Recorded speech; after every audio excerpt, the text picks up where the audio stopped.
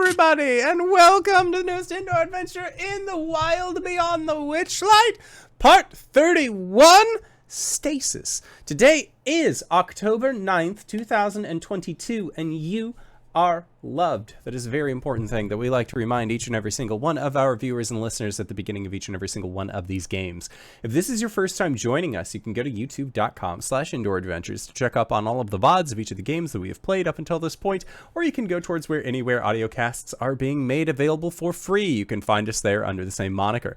And speaking of things that are being made available for free, if you go to patreon.com/indooradventures, you can check up on our after show called Nights in the Courtyard, where we answer questions not only from each other, but also from the community. So if you have any questions for myself or any of these other fine folk, feel free to join us again at patreon.com/indooradventures. Now, you're probably asking yourself, where can I go to ask these questions? You can post them in the Twitch chat to the side. That's totally fine. Or you can join us on Discord. The link can be found in the Twitch chat to the side or in the description of this video or audio cast down below. But let's say that you already support us on Twitch. You already support us on Patreon, YouTube, and Discord, and all of those other wonderful places, and you're trying to think to yourself, where can I go to help support this fantastic show even more? Well, guess what, Acorns? I got your back. Quite literally, in fact, because if you go to indooradventure.redbubble.com, we got t-shirts, we got posters, we got mugs, we got crop tops, throw pillows, shower curtains, aprons, clocks, and we got a bunch of and we have more things coming soon. So keep an eye out. It's going to be a great time. But that is it for my opening spiel. So, hey, RJ, who are you playing today? Hey everybody, I'm RJ, and today I'm playing Vice, the Tiefling Rogue Warlock. We both go by he, him. Hey y'all, I'm Sarah Roberts. I will be playing Lowry Moon, and we both use she, her pronouns. I am Mediaflare. I will be playing Balhadur Morthak, the Dragonborn Ranger. We are both they, them. Hey everybody, I'm Wings, also known as Danae Keener, she, her. I'm going to be playing as Clout, the Tiefling Bard, he, him.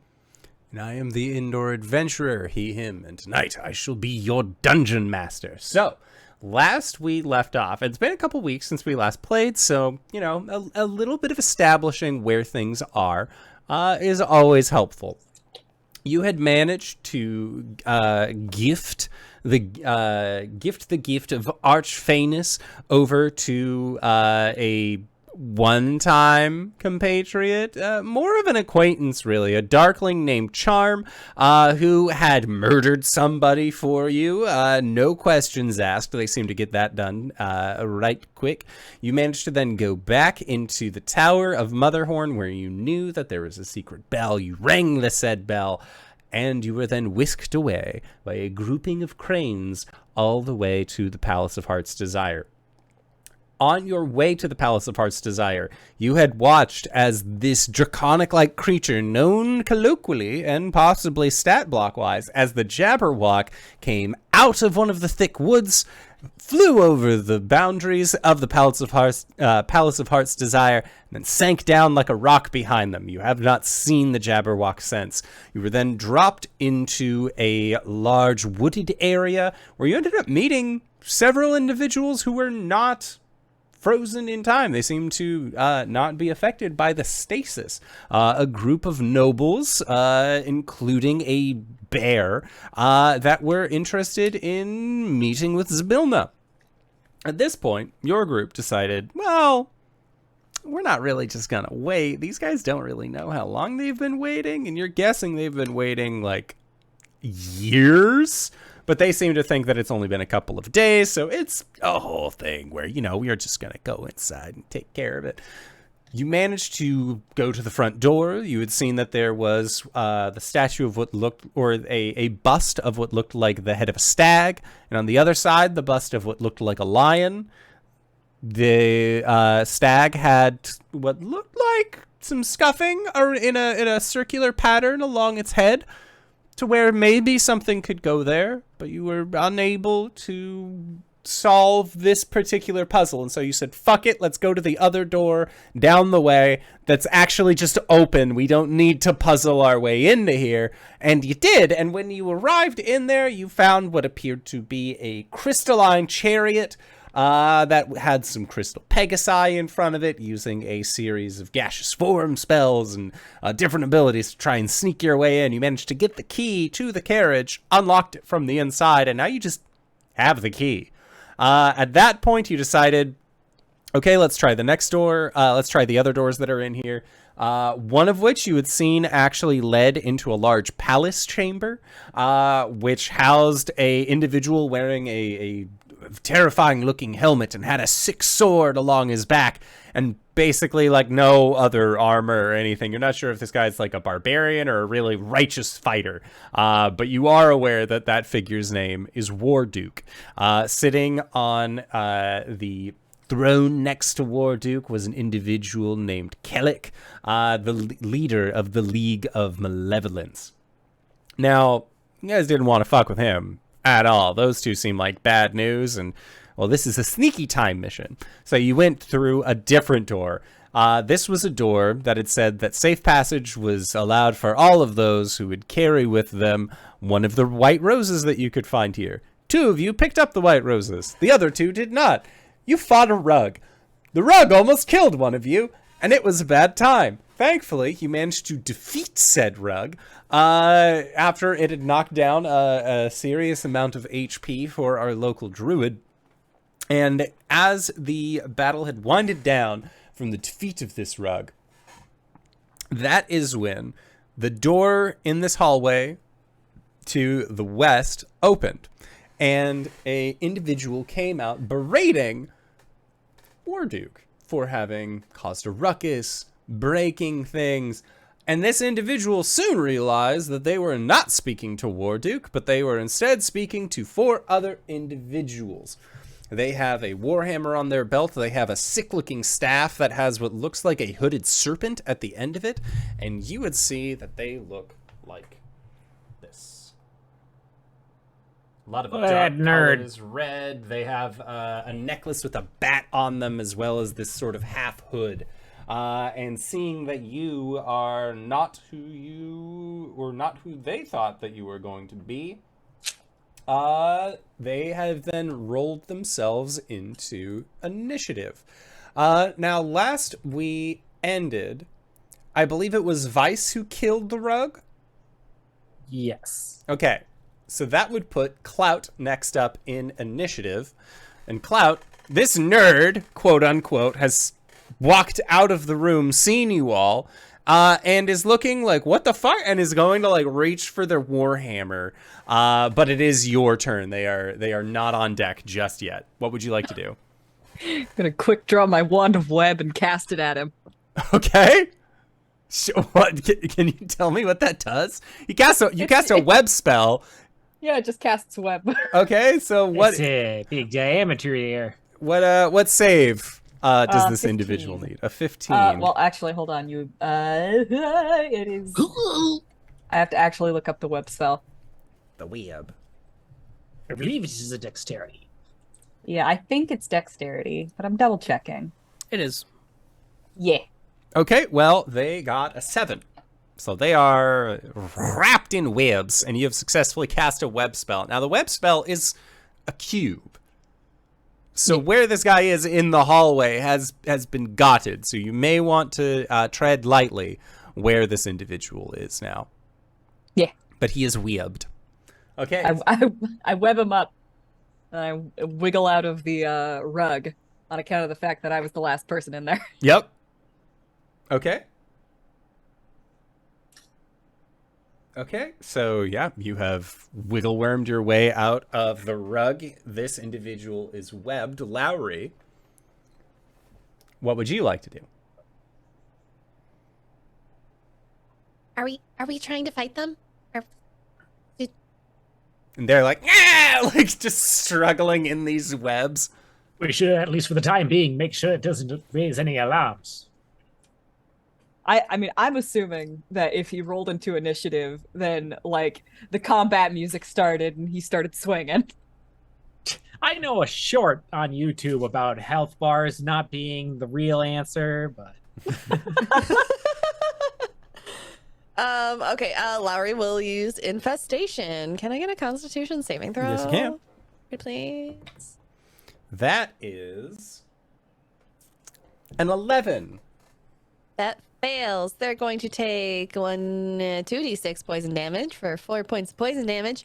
And web prevents them from moving, correct? That is correct. Okay, I believe they- so. Or they have difficulty moving? They're restrained. Oh, they are restrained. They are exactly where they are.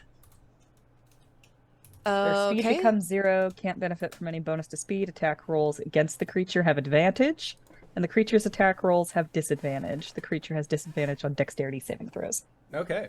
Wonderful. Okay, then they don't move in a random direction. That's me. Okay. Sounds good. It is this individual's turn.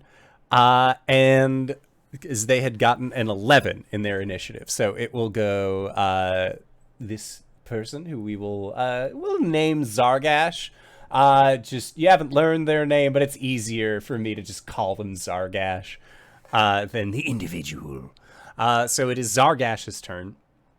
And they, seeing that they are webbed, and that there is a little bit of malice sticking around here, they are going to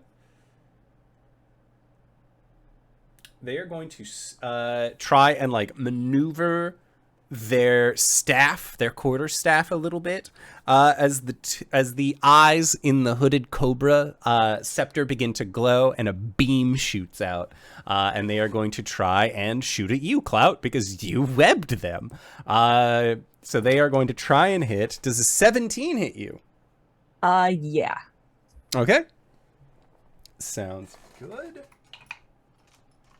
So from the hit, you will be taking 20 points of necrotic damage. Owie. Icy. Hold on, let me roll a con save. I succeed. Okay. And they say, or sorry, actually, they would have been rolling with disadvantage to hit you because of the web spell, because they have disadvantage on all of their attacks and not just regular ones. So, I would believe that a 9 won't hit you. Oh, it won't. Yeah, so Taking those hit points back. give them back. And Zargash will look at the four of you and just say, I believe you're making a huge mistake. Whatever you're doing here, maybe stop it and don't do that thing. Maybe we can all just talk this out. And that is after they failed to zap you with their death staff, by the way. But that is it for their turn. Balhadur, it is your go. The enemy is within sight, but they are caught up in a bunch of webs, which is yucky. Restrained. But they did try and zappy your friend. Yep, Balhadur is going to go up and try and wrestle the staff away from the wizard. Okay. Sounds good. How would you like me to wrestle? Well, they're restrained, so I'm going to assume that they have disadvantage to try and get that. Make an athletics check, and this will be an Okay. opposed athletics check to try and keep you from doing that, but they will have disadvantage. That's a natural 1, so they are webbed pretty good up in this Fantastic. web. All right. So with my 18, I will yank the staff away and give them a scolding bop on the top of the head with their staff. Rude. Like, there! Now, negotiations can continue should you continue to hold your tongues, decibels. I don't like you. I didn't ask for you to. Okay, and Bal, are you doing anything else? Nope, I've got your stick. Okay. Vice? Well, Visel. look to the rest like, oh, so what? Are we going to kill him or? Huge mistake. Huge mistake if you do. Maybe just talk to him. I've got to stick now. Just let me out of these Vital. infernal webs. Damn threads. No. I think you could stay in those for now. The conversation can continue with you where you're at. Yeah, Vice will pull out the his katana and then just level the tip against their throat. The beginnings of a casting of a booming blade wreathing around it. So, if you make any noises I don't recognize,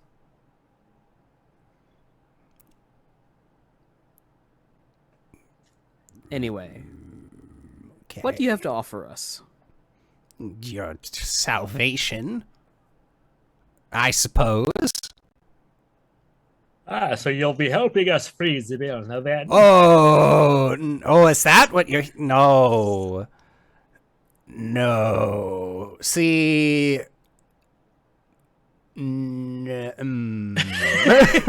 What exactly are you trying to save us from? I'm trying to save you from... the League. Maybe you've heard of us, the League of Malevolence. We're kind of a big deal. Oh yes, didn't we kill one of them? The hexling. The, At least one so far. Who? a warlock friend of yours, I believe. Oh, no, she, like, rude. Rude and totally left the group. Was like, I'm doing a solo thing. I'm doing a lot of arm movements to help exaggerate this, but really it's like stuck in the web and he's like trying to move along with it. She left, like, totally not with the League anymore. Very different. You know, the League would be a different thing entirely. You know, if look, you don't want to kill me, okay? I'm like, Debatable. there is a mummers play that's around about a lot of Warforged that sometimes can turn into like carts and things. And I'm sort of like a Starscream kind of individual. Get out. So you're waiting for basically the king to be disposed. and crown No, yourself. that's would be ridiculous. No, they said they were screaming at the sun. Yes, constantly. It's bad. It needs to die, just like everything. I recommend you look into therapy later, but I think you're too mentally unstable for us then to trust anything you say or gain any beneficial information from you. Just a quick question: are you some sort of clerical person in nature? To an extent. Would you happen to have a greater restoration spell on hand? And if I did, It would be beneficial. well, then I most certainly have one of those prepared. Really gonna trust him to cast Greater Restoration? You should. I'm incredibly trustworthy, just like Starscream. Insight check. Roll an insight check. Otherwise, so long as we know the incantations, they can't exactly make a 22. fake spell. 22? Okay. Yeah. Actually, he seems trustworthy. He seems like he's got cleric shit on him. He's part of the League of Malevolence. There is no way this guy doesn't have a greater restoration on him. Oh, it's not about whether or not he has it. It's about whether or not he's actually going to use the spell we ask him to. Well, we have a lot of casters in the group, and if any of us notice them doing any "Ade do a Dembala, give me the power, I beg of you" nonsense, we can stop them ahead of time. Very deep cut. Very deep cut. I'm completely lost, but okay. So get me out of these infernal webs, and yeah, I'll totally like that. Greater resto. What are the... Do you No, promise? here, hold on. Look, My deity doesn't allow to make promises with other people because it's more of a, what if you can't keep it, then that looks bad on the deity. It's a whole thing. I really can't. Oh, well, then So just you're keep your afraid you won't promise. be able to keep this Yeah, promise? I can for sure keep It's it. just No need for physical contact. It's just a Or simple pinky promise. look, I would rather not do that. Would you rather kiss on it? He sort of can like do that too. scans the group. It depends on who's doing the smooching. Oh. Well, he's I'm the into one it. who's making the promise, so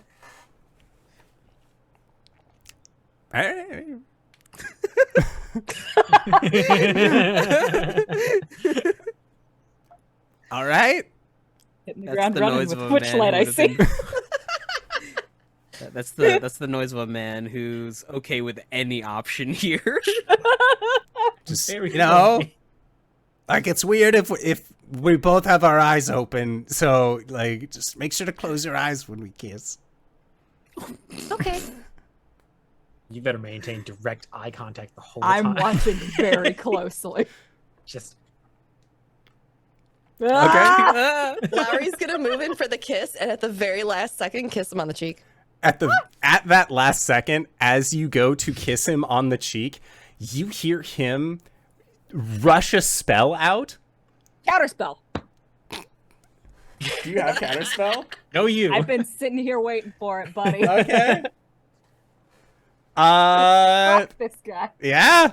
I mean, it is less than counterspell is, in terms of spell level. So it is countered. And you hear and like as Is he the upset? smooch happen, just What was he trying to cast? I don't believe counterspell lets you know what spell is going to be cast. I'm very upset. What? Did That's I in miss the something? courtyard. He just tried to cast a spell at you. Yep, now he dies. It wasn't at her. It was to brace myself. I've been saving myself for the Goat Lord, and I wanted a little protection. For my kiss? I mean, like, just let me out of the webs, and this whole thing, big misunderstanding, now that I've seen plainly. Well, as far as I am aware, most people only need their upper torso for spell casting, so what say we just release their arms? That's fair How long enough. does this spell last? Imkin. Good question. An hour? Nick. We could set it on fire and make it go away faster. Oh, yes, that would be so fun. We'd have to make sure not to damage their arms or vocal cords, or else they will not be able to cast the spell. Thankfully, I believe Webb allows them to make a check at the end of their turns. Uh-oh. Did he succeed? He succeeded. Stab. And just sort of like takes that, like, as like a kiss has happened and all this other, he's just like getting out of it until he like takes a couple steps back Lucky. off of the web and just look, okay, you really don't want to free Zybilna. I think we very much want to. Wow. You have a powerfully compelling argument as to why we should not. Yes. Go on. And they look at you all. The reason why you shouldn't freeze Zybilna is... And then they try and run as cast fast as... Huh?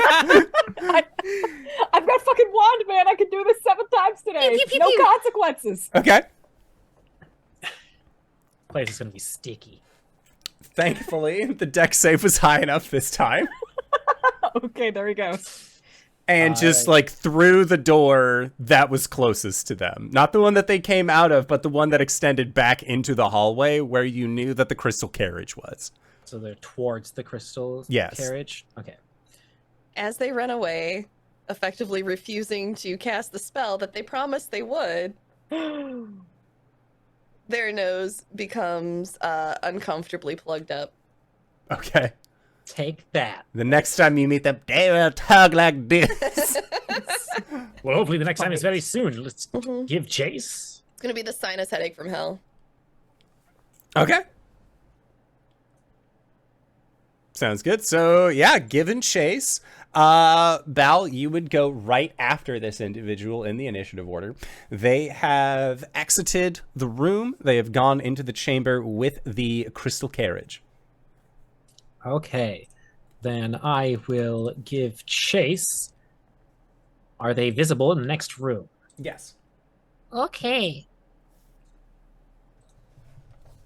Now, none of that. And Balhadur will check their spell description before they use it.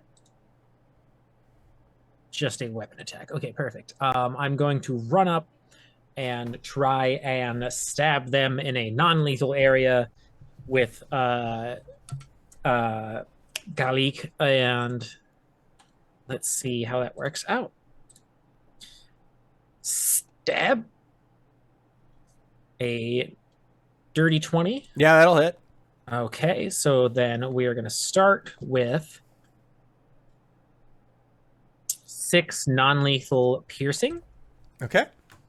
And then as a reaction, I'm going to tack on an additional d6 of fire damage. Max. Okay, so 6 fire damage. And then for literally nothing, I will mark them as a favorite enemy just in case. Okay. And then, since I successfully hit them with a weapon attack, I will... shit. No, I can't bonus action. No, that was a reaction. Okay, quick. I will then cast Ensnaring Strike. Hell yeah. So they will be making a strength saving throw. 21. No. Okay. The vine shrivels away. And that is everything Balhadur can do. Okay. Then next up, Vice. Vice chases into the room. Can he get into melee with him? What's your movement? My movement is 30 feet. Okay, you would have to use your movement and then bonus action to move To again dash. with your rogue, but you'd be able to catch him. Sure. Okay. Next up, I'm going to cast Booming Blade. Okay. Try to trip him up so he don't move too much. You know, it probably isn't too hard to kill them. We should avoid doing that until we burn this restoration bridge. Since I am doing it within 5 feet, I'll do it as non-lethal. Okay. Yeah. But it's gonna be a total of, and then okay, 11 points of piercing damage. And what was to hit? Oh, sorry, 22. Yeah, no, that hits. So 11 piercing. 11 piercing and 5 points of thunder damage. Okay. The This is booming still a melee blade- attack, right? Yeah. So you'd get sneak attack 2. Are you right next to them? I'm a melee. Oh, you're melee? Cool. Thanks. Not aware. Hey, take after Moon. I'm here to help. 6 points of sneak attack damage. Okay. Knuckles from Lowry. Yeah, it looks like Vice, that one strike that you did has left them feeling incredibly worse for wear. Vice is gonna say, I wouldn't move if I were you. And they nod. But it is Clout's turn. Come barreling in like a raging bull and tackle him. Okay. Grapple checks. And That's a natural 1 on the grapple. 26. It's a really good thing Booming Blade doesn't work on forced movement. 'Cause Right, you might exactly. piece that guy off that tackle. Okay, so he has been booming bladed. He's been tackled, and is, I'm guessing, relatively pinned by you, Clout. Yeah. And then Lowry. Lowry's gonna walk over, just brushing herself off, adjusting her hair. So do you want to tell us why you don't want to free Sibilna now? Because it's not time! What is wrong with you people? Time for what? Time to get the staff. That's what all of this is about. Realistically. First off, I have your staff. Secondly, are you having an allergic reaction? No. There's something changed in your voice. I don't believe so. Was there supposed to be something that was going to happen to my voice? Are they not snotty? They are not. Shenaniganery! It looks like, Lowry, one thing that you forgot to include in the contract was a time frame.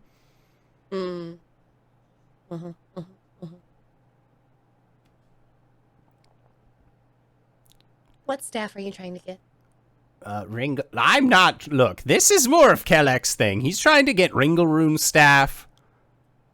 Okay, he's like the leader of the Call of Valor's Call. One of them. He's a big old stinky wizard guy.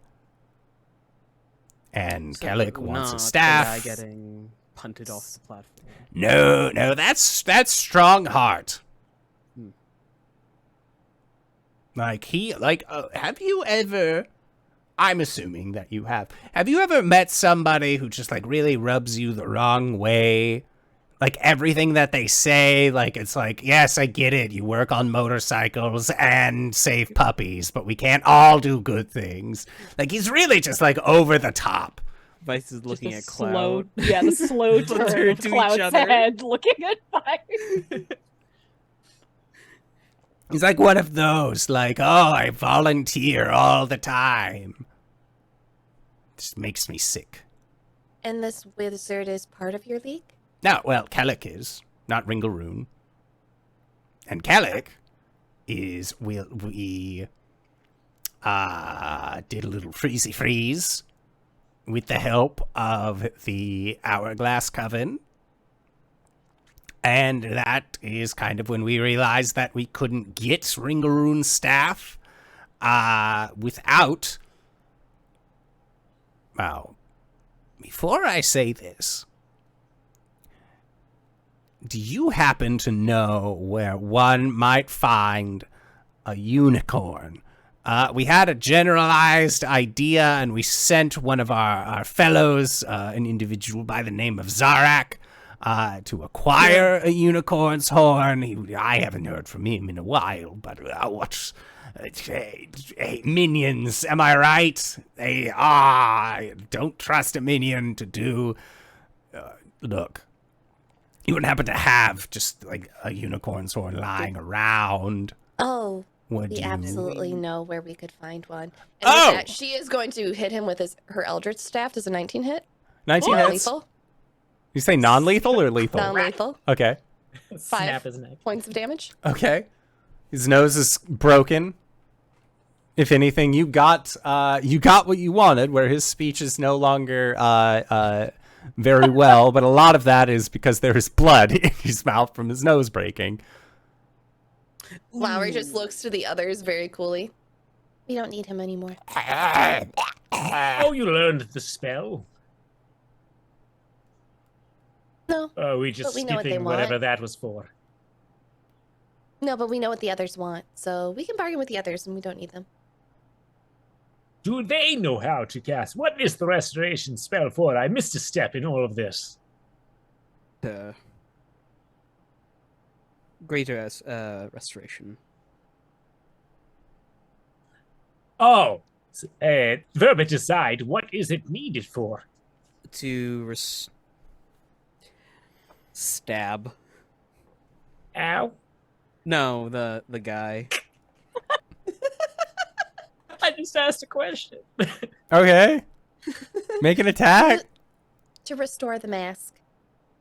No, Although we haven't I was gonna actually kill used the him mask before yet. we actually said that Oh. out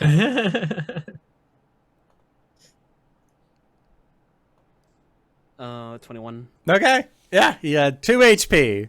And he just hear, oh, like tongue sticks out a little bit. Eyes are closed. Very well, then.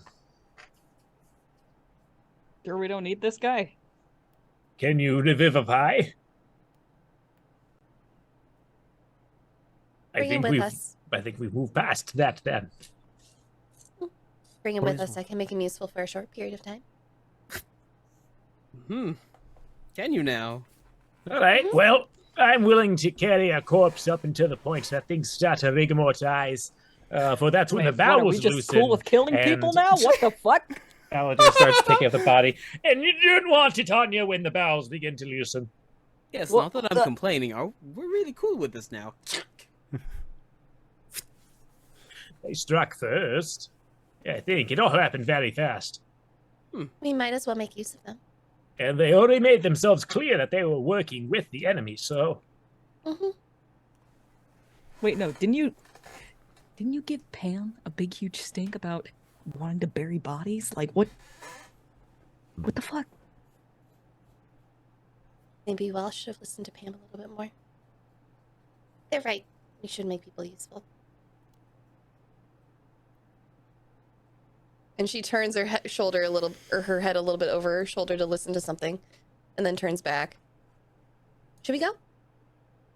Yes, I've always wanted to do this. Vice will drag the body into the room with the carpet and then roll it up in the carpet.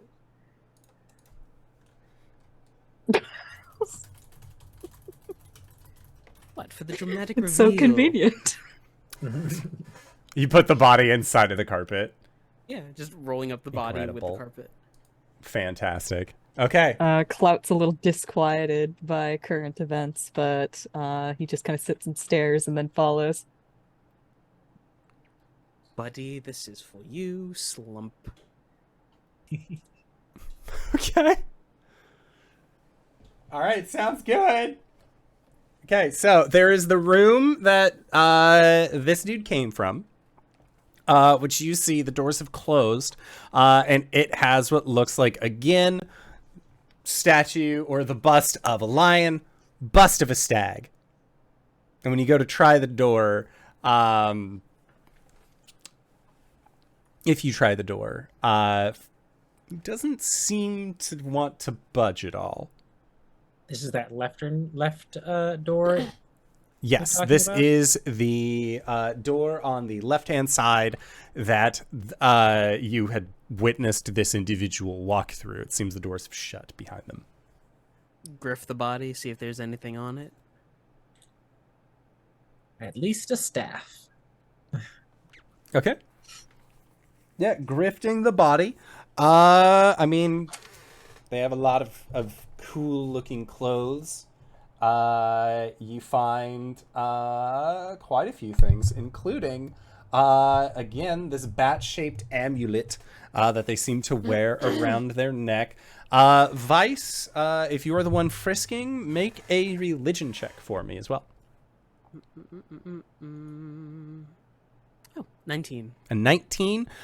You would, through looking through this guy's stuff, you would find that they, the religious iconography for the deity that they worship, is not one of the normal planar deities that you're associated with.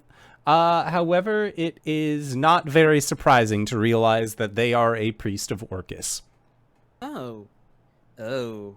You really You wanna find something carry- gross. Oh no, this one's a follower of Orcus. Lots of undead with this one. Do you really want to carry them? I can make them walk themselves. Oh, that would save some time. What else did I find on? You would find their warhammer, Throws that to Clout. and that's it. Actually, they don't seem to have any keys or circlets or anything like that on them. Interesting. What makes them so much different than us that we can't enter these doors?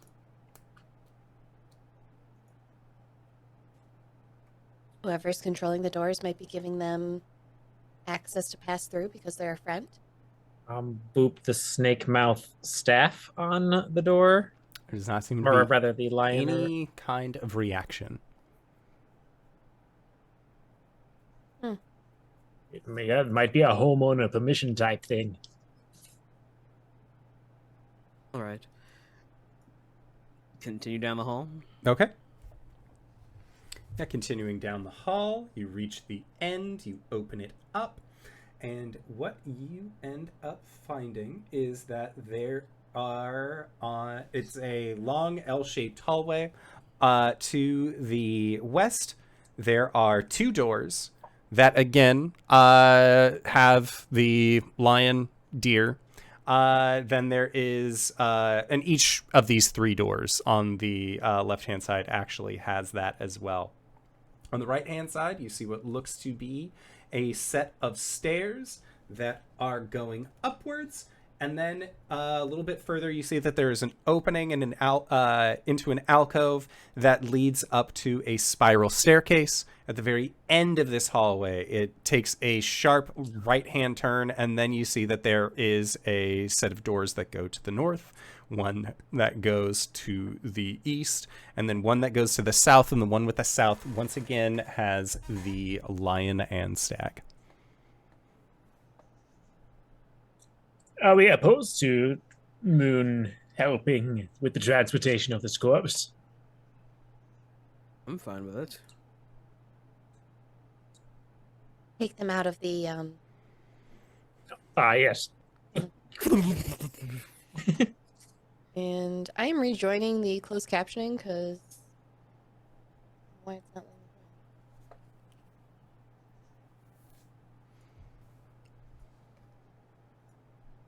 Hold please, chat. I'm sorry. Please stand by. We are fixing the captioning system. I'm saying this out loud so that the captions now state that we are fixing the caption system.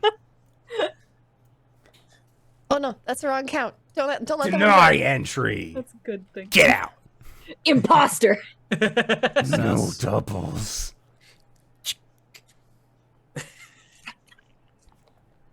All right. Out of water.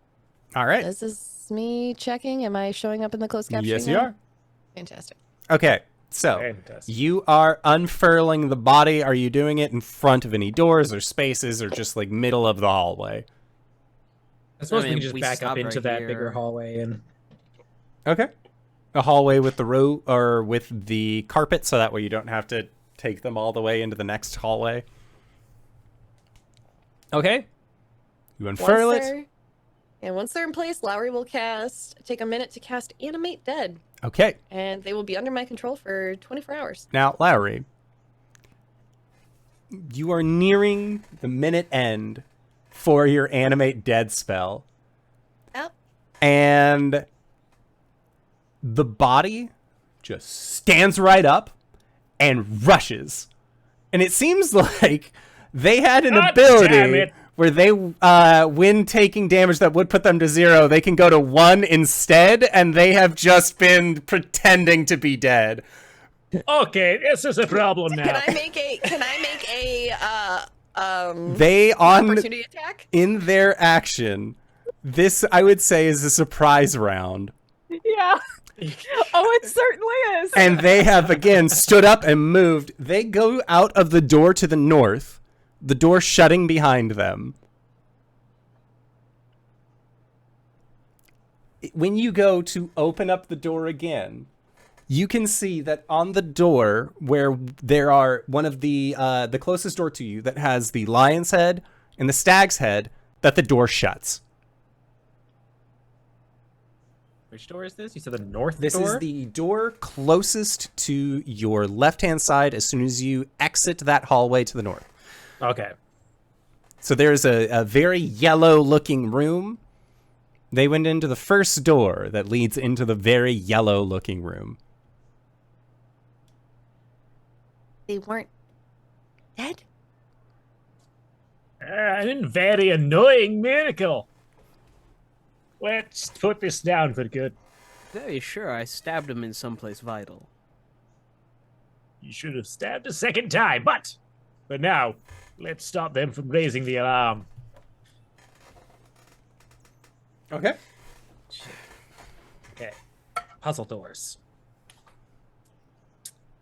Have we figured out an idea on opening these doors, or should we burn through one of the chimes? It seems like Seems like an emergency situation. Ding-a-ling. Final Fantasy IX. Boom! The door just slams open. And as it does, you can see that there are pages and letters that seem to go flying as the door is thrust open. And as you look inside, you can see that there are aisles and aisles of books that have been set. And this individual, Zargash, that you have known, looking very badly hurt, very bloodied, is actually like rushing deeper into the library. And you see that there is a humanoid figure with this large, like, hump on their back that is actually chasing them. Just get out of the library! You know you're not supposed to be in here! And Zargash is just like, back off! I need a little bit of time! But they are in the process of being chased. You are inside of this room. Next up after Vice, if you used the big old ding-a-ling to get yourselves into this here door, Clout, it's your turn. Now that Vice has gained entry through using their big jingling. Yeah.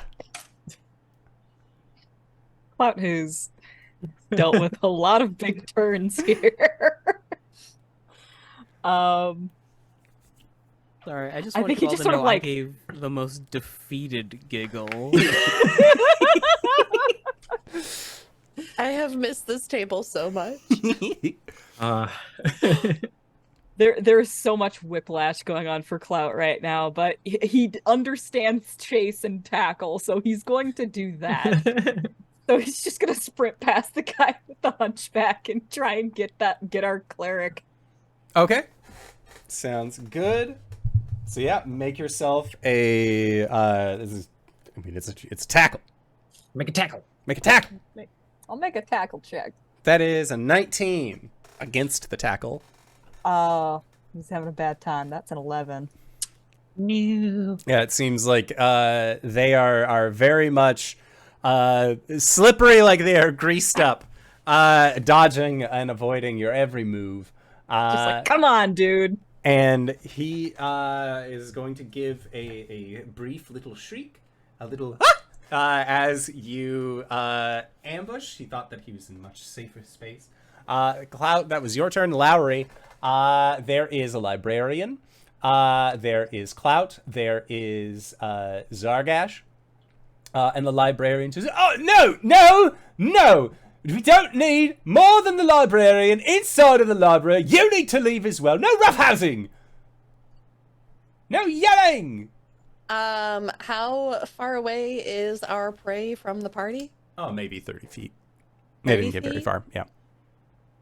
Okay. I'd like a wisdom saving throw as Lowry casts polymorph on this person. Okay, that Terrifying. is a wisdom saving throw. Wisdom. Wisdom. They are the cleric of wisdom. That is a 19 on their wisdom. Balls, that beats it. Sorry. Okay. There goes that spell slot. Okay. That's my turn. So next up is Zargash. So Zargash, having successfully evaded the tackle, is going to look at the group, and they are going to cast a spell. So Vice, Hi. I need you to Counterspell. make a shit. Well, Cool, I'll be right back. Oh, we wait 15 minutes for RJ to return. Yeah. I'm burning spell slots here, you guys. I can't use all of these. So he went to perform a spell that would have possibly held you in place. It did not turn out well, as counterspelled yet again, and you just hear this fuck as Zargash is then going to try and rush towards the other door, towards the north. He is going to get very close to the door, but he has not made it all the way out. Balhadur, it is your turn. That is my reaction. Never mind. All right, Balhadur is going to saunter on up and Korean high school romance drama style, I'm going to slam my hand on the door and lean in hard over top of fucking Zadash or whatever the fuck they are. You have wasted a lot of our time and become a tactical inconvenience. I am sorry. And just breathe right on top of them. So that is a Dex save. Okay. That is an 18. Okay, so they will take half damage. Thought I rolled 2 ones for a second. So 8 reduced down to 4 necrotic damage as their face rapidly begins to decompose. Yes, so if you were curious as to whether or not this time around they were a dead body, there is a lot missing that was there the first time this time around. Raiders of the Lost Ark as they just rapidly like skeletonize. And... Like it's just like the meat sloughs off. Like they like it's like when George Costanza says like it's soup season, that is what is happening to Zargash right now. He is becoming one with soup season as he just collapses to the floor, and you hear, "No messes in the library. This is ridiculous. This is ridiculous, guy. That was very inhospitable of me, and I will try and clean up for it." Hey, no. First off, thank you. Second off, I need you to step away from the body, and do not be alarmed about what you are about to see. It's a very natural process. Oh, no, we need them. So do I. Gray gets hungry, and we don't exactly get stragglers nearby every now and then. Who? And as you say who, Lowry, looking at this librarian, from like this like blanket that they wear on their back, you see that the blanket lifts up and there are 8 beady little glowing eyes underneath the hunch and twin sets of longer mandibles that you thought were actually like part of his suit, but you realize that the hunch that Sean has is actually a spider of a very sizable make. What if we could promise you more than just one? This is Sean. That's cute. Look, promise me one more all you want. It doesn't matter. I've been promised lots of things by lots of people. Okay? All I'm saying is Gray needs to eat. All right, are you familiar with getting mouths to feed? Have you ever had like a child or like a younger son or a brother or something that you're taking care of? Just leave us the bones then. What? No, I haven't. But if I write a deal with you, no bring deals. Two more for the one that you were giving us. I don't care. I want to be left alone, me here and my books. I don't care if you're part of Valor's Call. I don't care if you're part of the League of Yada Yada Intent or whatever the fuck they are.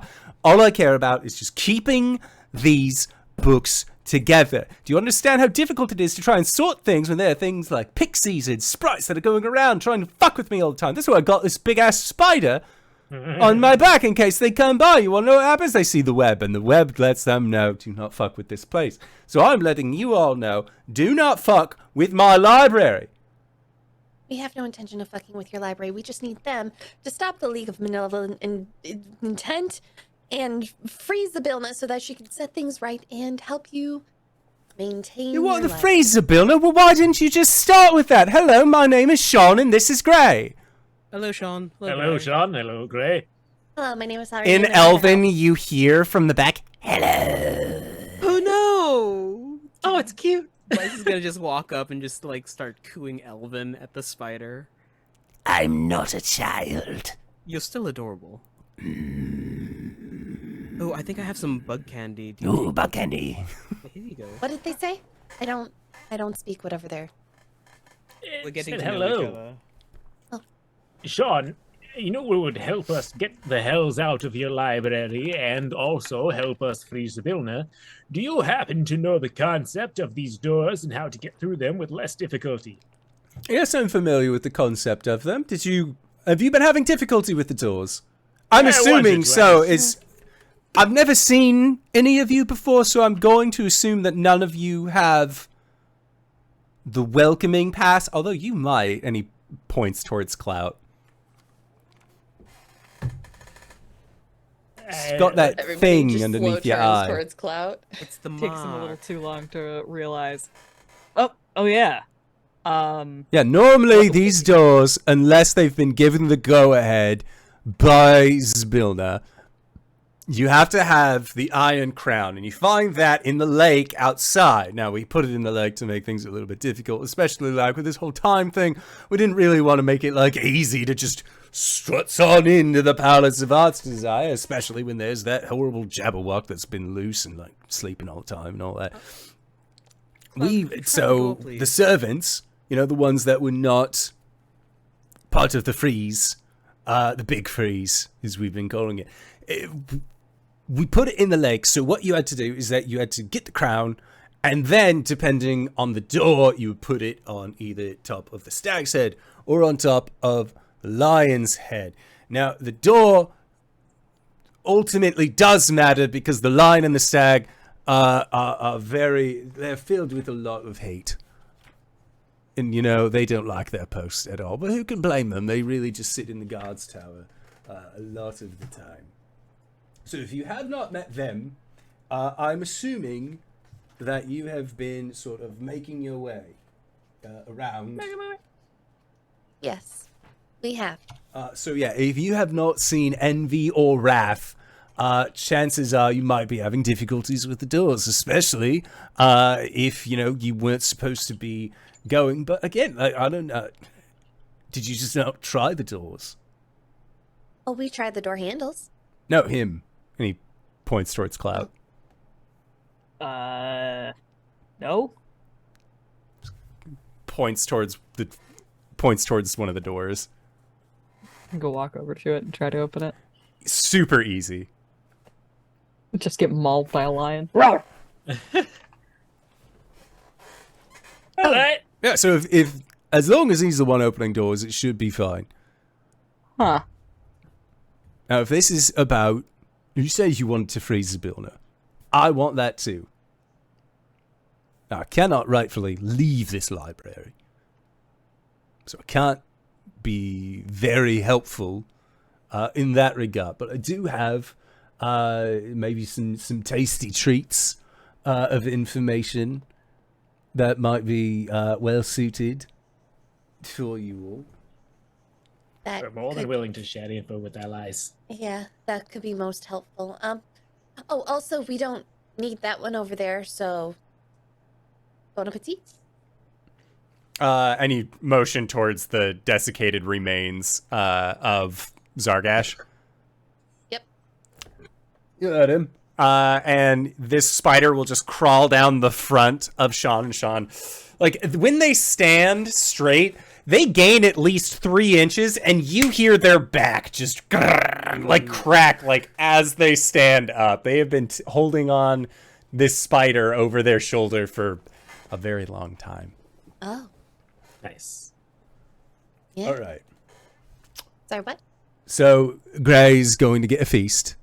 Which again, thank you for adhering to some of the laws of the library. Really, you weren't supposed to be in here, but I'll make an exception just this once. So long as you find the exit. Is it this door? Yes, you found Okay. it. I did it. All right. High fives, Val. One, this building's full of hallways. It's a veritable maze, not much unlike my library. In the ballroom, where her queen is stationed, caught in the freeze with one of the Valor's Call folks. They were stuck there. Actually, where the Jabberwock has made its little home. It gets tired, and so, okay. Have you ever been in a situation where, say, you have a cat, or in my instance, a giant spider, and something falls on the floor onto a specific tile, or say, And you do not move on pain of death because that creature is so adorable when it's sleeping. No, different situation, but similar consequence. In this situation, with a cat, it might be like a lizard came through, and they expect, okay, now this lizard is always going to appear in that corner, even though it only happened the one time. They always go back and check.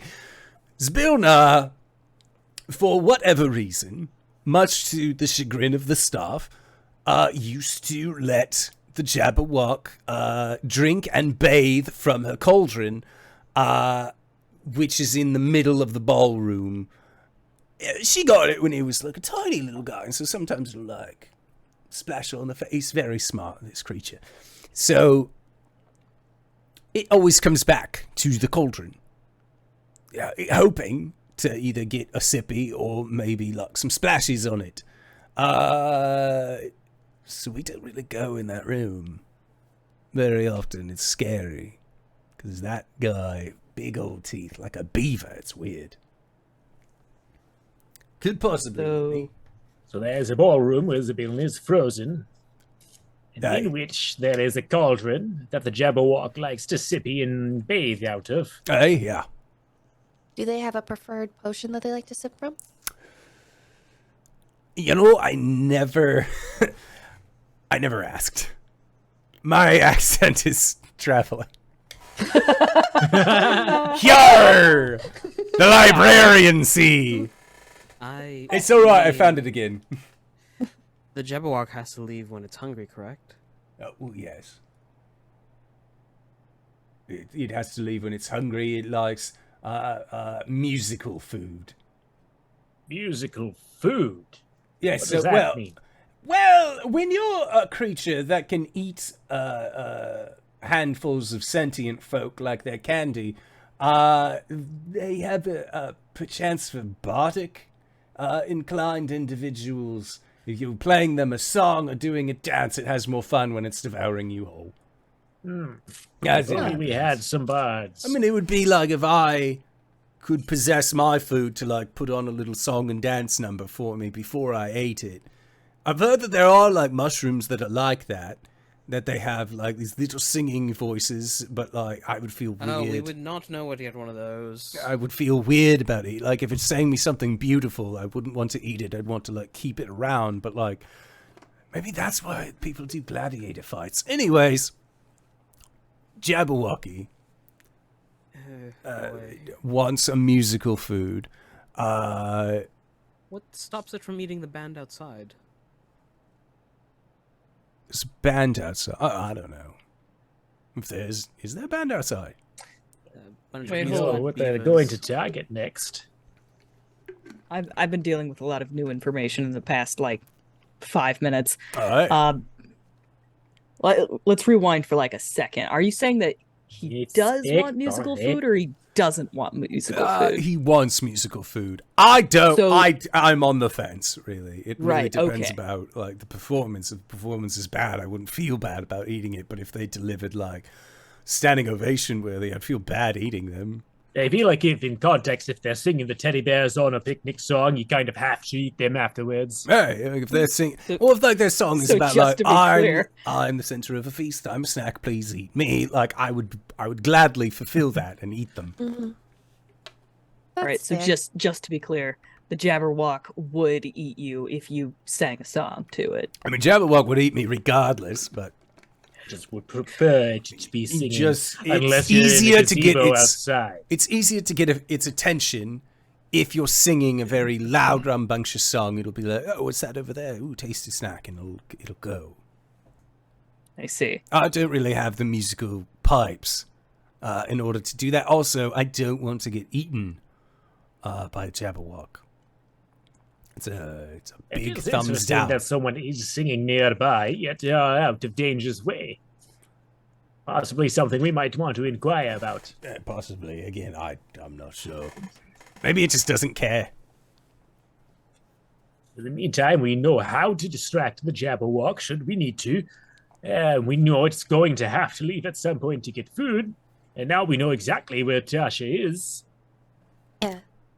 Who? Oh, do you know anything about this staff that the League of Malevolent Intent is trying to get?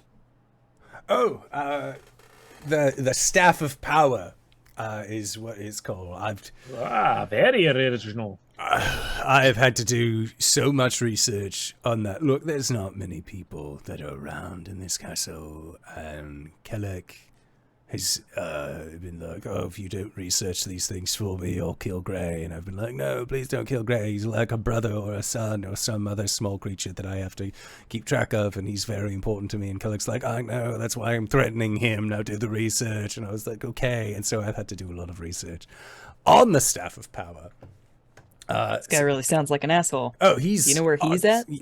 Well, I think last time I checked, he said, he said with a really strange voice, I'll be in the center of this place. That was like my impression of him, and he's like, I think he's in the middle That's of really the good. palette. Yeah. I think that's one of the people that Vice pointed out prior. The old man in the chair. Ah. he's So, sitting how in many the more of chair. these guys are in here? Well, Three now.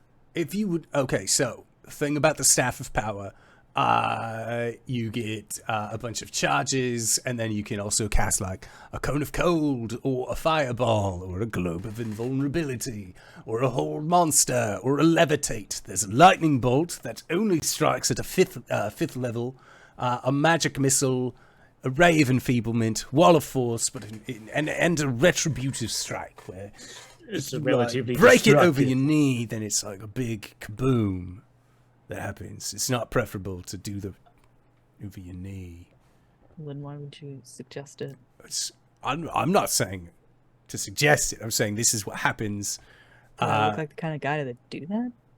There is also a 50% chance that if you bust it over your knee, then a portal opens up and sends you to a random plane of existence. So Neat. No, you that might want sounds to really consider bad. that as a reason not to break the staff. But again, What if an you're excellent reason if you're already on death's door. exactly, well, it's like, oh, I only got like a few more hit points left in me, and there's this big scary, and oh, my party is also like very dangerous. You could take the staff and be like, don't worry, I've got this, and then you run over to the big scary, and snap it over your knee, and you pray to Say the something gods. like, I see you in hell. Exactly, yeah, and then hope that maybe a wizard Pick a or something. god and- finds And then it. go to the plane of water and drown. I don't think so. Well, I never It's said not it was a even good 50-50 idea. situation. I That's just like said a it's what the staff 50-50 did. for even worse odds. Yeah, but look, Yeah, you but take though the I big don't thing know with if you. This is going to help us right now, unless we plan on blowing this place up. I would We need recommend this not to doing that. combat. Please don't blow up my house. I would prefer we don't blow up the palace as well. Noted. But I may have a solution if we deal with the League of Malevolent Intent on how we can deal with the Jabberwock too without putting either of you in danger. Can either of you throw your voice or make it sound like music is coming from somewhere that you are not? No, I can't. Not you. No. She's going to pat Sean on the shoulder. Vice casts minor illusion to make tiny trumpets sound 30 feet off from them. No, what the fuck is that? Oh, you did that. Okay. Sorry. Don't get a lot of company. So we dispatch the League of Malevolent Intent. I can reanimate them basically into a zombie, make them do a little dance somewhere, and you can make it sound like music's coming from them. Oh, I mean, there's also about the League. One of the guys, let's say, he has like a flamey sword. in all of that. He goes by the name of Warduke. One thing that I have sort of noticed through my interaction, it was really Gray who noticed it and then later belayed it to me. And Gray's over there just like feasting on this corpse. Is that Warduke is not here because of some like grand scheme or bigger calling. He's in it for the coin. So there is a possibility if you all have like a bunch of money or magic items that equate to a bunch of money that you can just sort of like throw at him. Like, you can't promise him a lot of money. He's a mercenary. He has to seed a lot of money first. But if you just like give him a shit ton of stuff, he might turn on Ringleroon. Or Kellex, sorry. He already wants to turn on Ringleroon. He's not even part of the same adventuring company. Just as a heads up. So if you encounter him and you have lots of money, just say, hey, Warduke. What a wonderful day. How much is that guy paying you? And he'll be like, I don't know. He says, I'm bad at numbers. I'm really strong and stuff. And you say, well, how about this? And you throw out a bunch of money. And he'll be like, that sounds great. And you'll turn around and stab him. He'll be like your friend or something. No, he doesn't say much. He just makes a lot of like, rah! And smashes things. He's not allowed in the library. Good to know. Good to know. I think we're very close to finding solutions to the problems that persist this realm. They've been having me do research on trying to find the properties of a unicorn's horn as well. So I just want to warn you all that in order to feasible, you probably have to have one of those. Or you have to know, now this I would recommend not doing this, but it is an option. If you know how to destroy her cauldron, but she's very attached to it. So no. if you broke it, it would probably do the thing. I don't know how to destroy it, and it's also like the Jabberwock sleeps there. Fuck that, no. I don't feel like disrespecting a person we are about to rescue. Yeah, so again, if it's there, but I would not recommend doing that then. No. Appreciate having all the cards on the table, though. Yes, I mean, you all gave me a body to let Grey feast on, and you've seemed rather nice. I haven't wanted to yell about kicking you out of this library, though I want to for, seems like minutes now. Which is longer than most conversation I've had with folk. Sir, I think I could use your help on something. Oh, Lord, what do you need?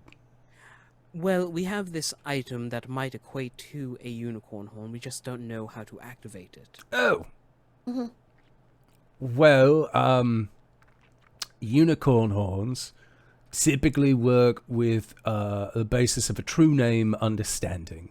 If somebody knows your name, they usually are able to go like boop with the horn and like say the true name when you get them, and then it usually will do the thing. Well, we have a few names for Tasha. Excellent. I don't who think- is Tasha?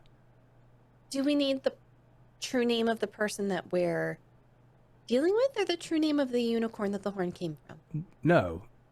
Oh, you would need the person. Why would you need the true name of the unicorn? The unicorn would go around being like, Kyle! And touch people with his horns and suddenly like, Hey, we need to know how to use things. That's not the Okay. weirdest thing I've heard of in the Feywild, so dude. We just no, that's have to very know- fair. Zabilna's true name. Aye. Excellent! Yeah, so you would need, I mean, hopefully, she is old. Not like old, like she looks good. Old, I'm not, maybe I should just stop talking, but like really. Catherine Zeta-Jones. You both should probably stop talking. In the meantime, Yes. I am very motivated to look at the cauldron and see what type of chaos we can stir. All right, well, if you're looking for the cauldron, again, it is in the ballroom, but Jabberwock, very tired, not... I would also propose a quick spot of rest. And we'll let you rest in here, but not for very long. If you can give us something akin to a short one. Yes, I can. So Okay. pretty much okay. I can... Do you need any help, sir? No. Oh, okay. No, I know where everything goes. Thank you, though. For And if those you- of us who look- do not need to rest, do you mind if I peruse your library while the others catch their breath? And Sean will say, yes, but make sure that you put the things back, or at least like stack them neatly on a table. And I'll make sure to take it care of. They sort of like squint at all of you and then just like go about like sorting and making sure that things are back to where they were. They go towards the front door that you would use the knock spell to open. And they are just like picking papers up off the ground. And Gray will approach you, Balhadir. Do you speak Elven? Yep. And they will say in Elven, If you need to know any of the secrets of the library, all you need to do is ask. Peeks around the book. I would like to know all the secrets of the library. No. and turns around and like comes back. And they will Come, gossip with me, my new 8-legged friend. they will inform you that the cauldron that is being used by Zybilna, when it looks at it with the abilities of identifying, of finding out what this thing is, it seems like this cauldron once belonged to another that was obviously not Zybilna, a individual by the name of Igwilv. This is a name I personally have never heard of before. This is the only time I have ever heard of this Igwilv. It's interesting. What other types of gossip and secrets? They will let you know. They will let you know the contents of Sean's spellbook that Sean doesn't want individuals to know about. In that Sean can cast Charm Person, Cone of Cold, Counterspell, Dark Vision, Detect Magic, Fireball, Fly, Greater Invisibility, Sleet Storm, Knock, Mage Armor, Magic Missile, Misty Step, Polymorph, Remove Curse, Shield, Suggestion, and Tasha's Hideous Laughter. Looks like Sean is a notable mage. Mm-hmm.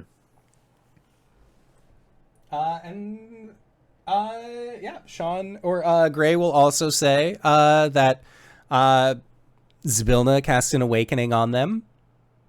They've been very helpful. The bardic band that is outside also had received an awakening spell by the Hourglass Coven, which Gray does not like. He hopes that if any of Gray's future multitudes of children are ever in need of employment, that they stay away from the Hourglass Coven, because those three are bad eggs. And it doesn't seem like word of their utter demise has reached the Palace of Heart's Desire. Well, if your children are ever in need of employment, my children and my grandchildren are always looking for companions. You have grandchildren. I am up to about 30 that have survived so far. A sizable number for a biped. Yes, Our if children. you need companions for your children, my children are always benefiting from finding new ones. Once Zybilna is free, we shall form a play date. I Meet would and love to. greet. I'd love to arrange one of those. Staffbender, Leaper, and Shud particularly love insects, so that is not what you are, but kindness nonetheless. And while Balladur makes a play date / meet and greet with a giant spider, what are the rest of you doing during this short rest? Lowry is just gonna sit down at a table, pull out one of her romance novels, and have a read. And hum a dark waltz as she reads. About that this time. Hmm? Your book. Oh, same series. Do you need the second one? Yes, please. I've been dying. Here you go. Thank you. Flip. Oh, this one starts strong. Uh-huh. It's really good. Just wait till you get to the part about, never mind. I won't, spoilers. Okay, and Lowry, you and Vice are trading smut. Clout, what are you up to? Song of Rest. Anybody who regains hit points during this short rest regain an additional 5. Hell yeah. All right, so as we're setting up play dates, doing Songs of Rest, trading some smut and doing this short rest, that is where we are going to go into our break for the evening. We're going to try and be back in 5 to 10 minutes. Don't go no place unless it's to grab a food, grab a drink, grab a friend, or possibly go to indooradventure.redbubble.com, pick yourself up something nice, and we'll see you all shortly. All right, everybody. See you soon. Hello, everybody, and welcome. We just got back from our break, but RJ, Yeah. I'm going to be real with you. Yeah. It seems like not a lot of time has gone by since the last time that we were able to play this game. I mean, I know that it's been 2 weeks, but honestly, I think that what's kind of been helping me is that I've been doing a lot of prep lately. But I'm just having like a really difficult time keeping all of my notes together. Like I'm using Post-it notes, I'm using like notepads from work, which probably isn't the best because does work own my intellectual property at that point? If the intellectual sound property like a is struggle. notes, it's a really difficult time. Like do you have any idea what I could do or like a product I could possibly get that I could use to like collect all those notes and get those together, or like remind me if I have a product already that's like that? Nope. Shit. Me neither. You know what? Now would be a great time to take a word from our good friends over at Did we take break rookandtheraven.com. What? Yeah, we took break already. And you would have known that if you had written it down in your Rook and the Raven journal. That's right. RookandTheRaven.com! That's right. You could have written down break is at this specific time. You could have written that down for every single game that you're a part of. You'd never miss out. You want to take a shower in between and you need to know the minutes that you got into the shower and you got out. Boom, rookandtheraven.com. It can help you right there. There's all sorts of pages that you can write shit on. And you can do that if you go to shop.therookandtheraven.com, because as luck turns out, not only are these great journals that have fully customizable pages in them, but did you know that if you use the code HypeGoblin on checkout, you can get 15% off of your overall purchase, and also possibly help to go support one of the content creators on this channel who previously, the voting is close, but who previously was nominated for Best Twitch Streamer, Best Charity Streamer, Best Cosplayer. All of that. You can use the code HypeGoblin and support the best streamer. It's great. It's a wonderful time. Please go and check that out. Again, that is shop.therookandtheraven.com. Save 15% off your overall purchase. That's not just on the journal. That's not just on the paper. That's on everything. It's site-wide. So what are you waiting for? Go check it out. And if you want it in time to give it as a Christmas gift, go now, because on October 15th, they will be shutting down their shop. They are moving to Italy. They will be reopening. They have been posting about it on social media, but they are moving from the US to another country with their entire family and their business. So definitely, if you want to get that, hop Jump on on it it quick, now. because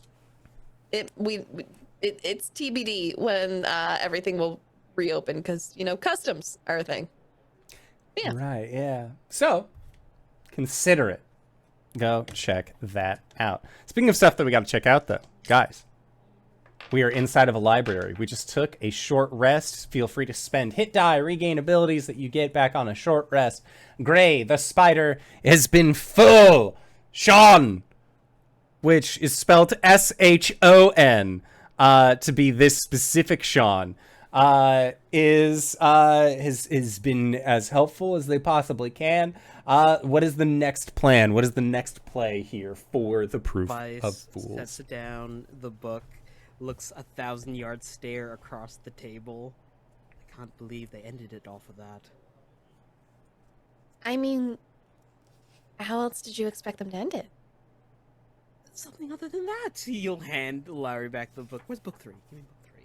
I'm okay, fine here, but technically it's not an ending. It's just a switch in narrative to a different storyline beforehand. You're okay. So technically, they do eventually come back to Morgan and Garel's story, but for the time being, you're gonna get to see, you know, Inara and how all of that plays out, and you know what? It's gonna be something. It's a little. You know what? Never mind. Just here, take it. Vice Sean slides comes by and back. says, "Wait till you get to book 4." You have book 4. Fraser Vilna. What are you all reading? It's Oh. a very lovely novel about a hunter and a king who fall in love with each other, and they go through some very, very delicate gymnastics, both politically and in the bedroom. It's mine. In this Sweet. library, it's known as Sexy Wheel of Time. The Sweet of Time.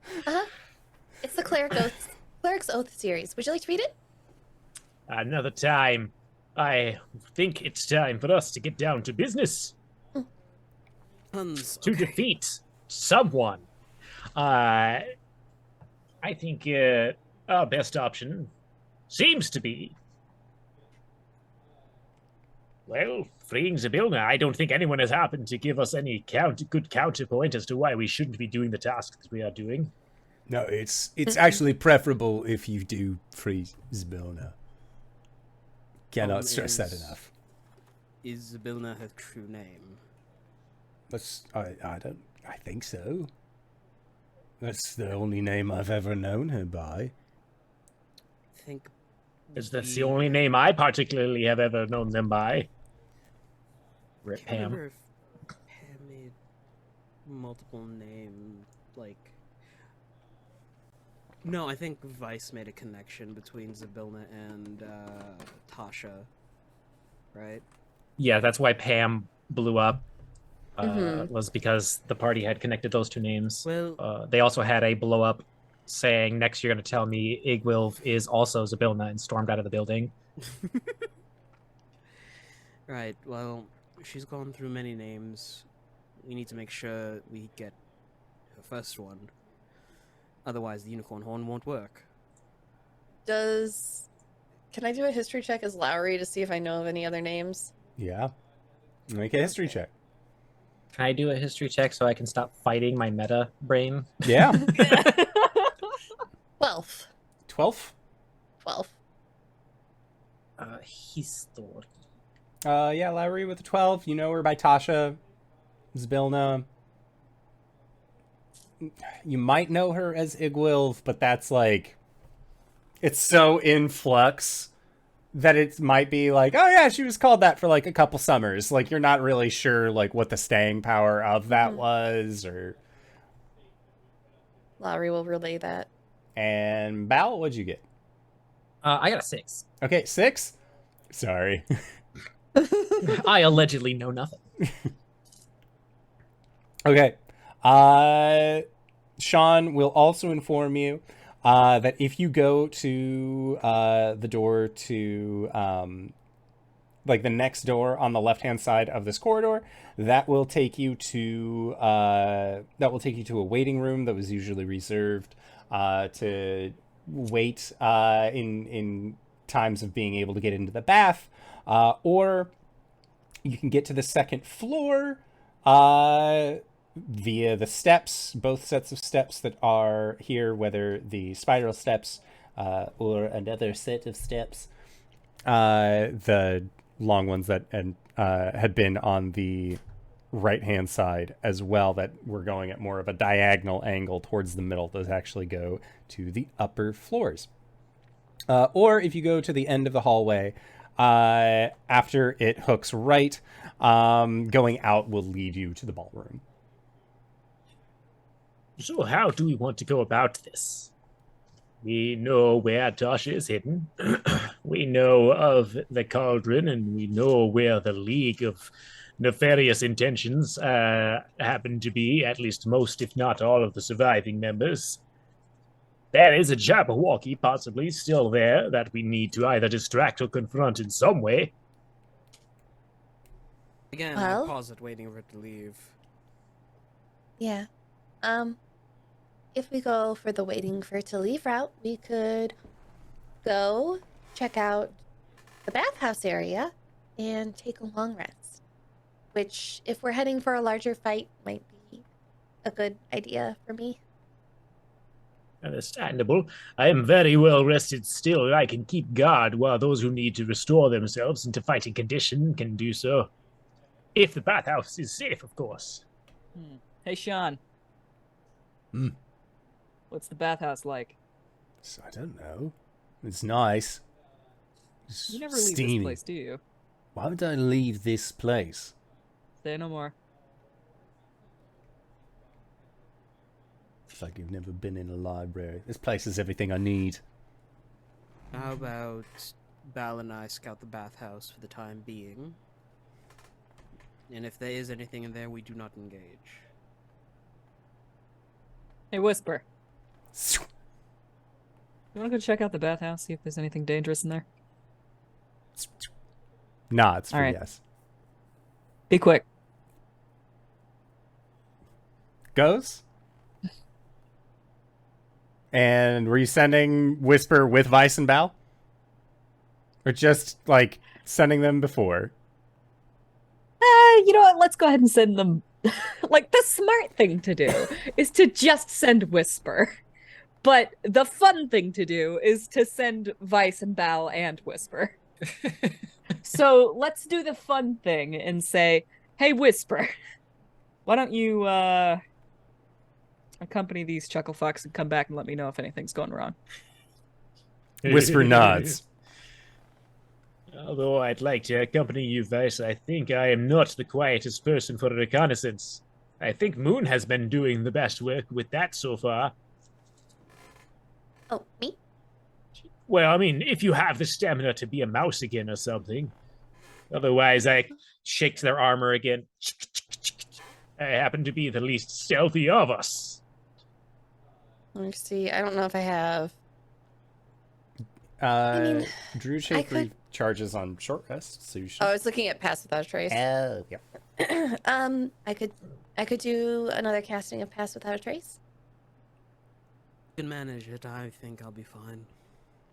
No, it's fine. I don't mind. It's still wise to travel in teams. No, he won't be alone. He'll have Whisper. Whisper nods vehemently. Like, yeah. Everyone is looking at each other. Vice. Then they turn back to Vice. He's gone. Like just. Oh. We should have probably also sent Clout since they can actually open doors. Well, we'll see Vice in a moment. Ah, shit. He's still here. Oh, there he goes. Okay.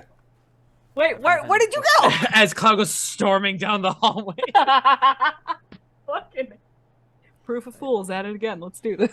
Vice just wanted to prove that he could disappear. Okay. We know, Vice. We know. It's okay. The stealthiest motherfucker here. It just goes to show you that Clout's expecting him to just disappear on us at any given moment. Do you want me to go or no? Vice. Run to the beating last fight. I think you should probably rest up. Okay. If they're chasing after Impkin, then they're at least with a teammate.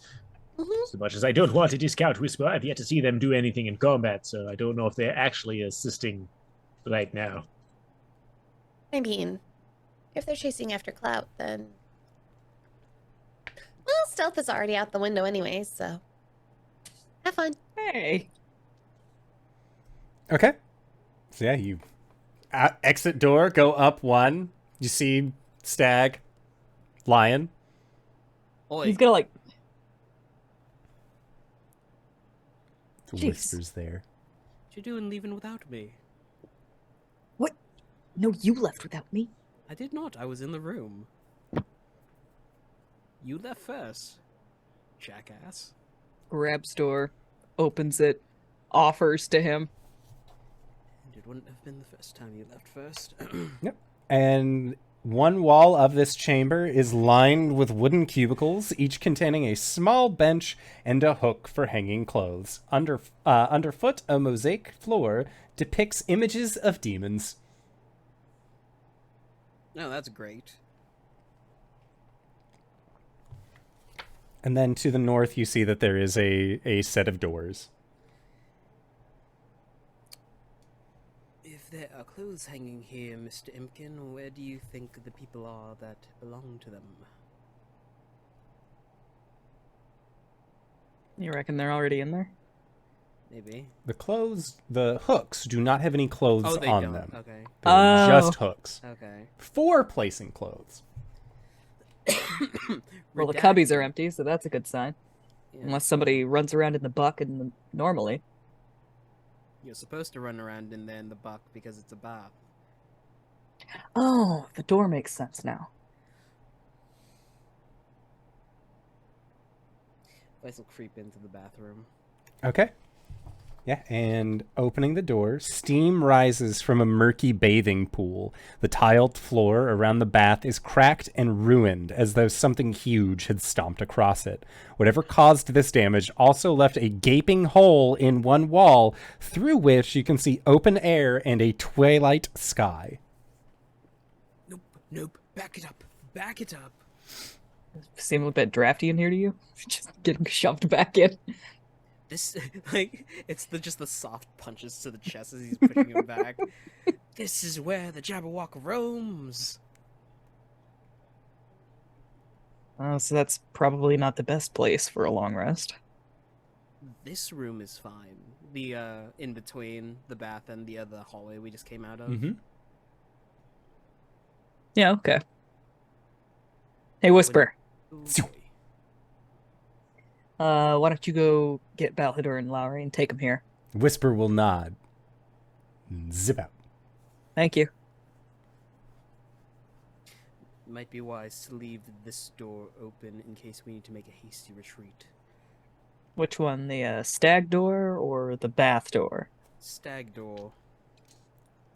Oh, yeah. We can't open that normally. No, that makes sense.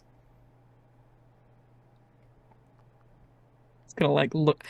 He's gonna poke his head into the bathroom. And he's gonna pick up a piece of rubble, and then go back in. He'll use Mage Hand to grab some rubble. Okay. And he just sort of shakes it at Vice. Doorstop.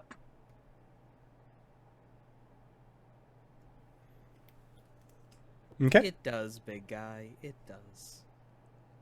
Now, interestingly enough, Cargo go space. Cargo road. every time I see fucking cargo space.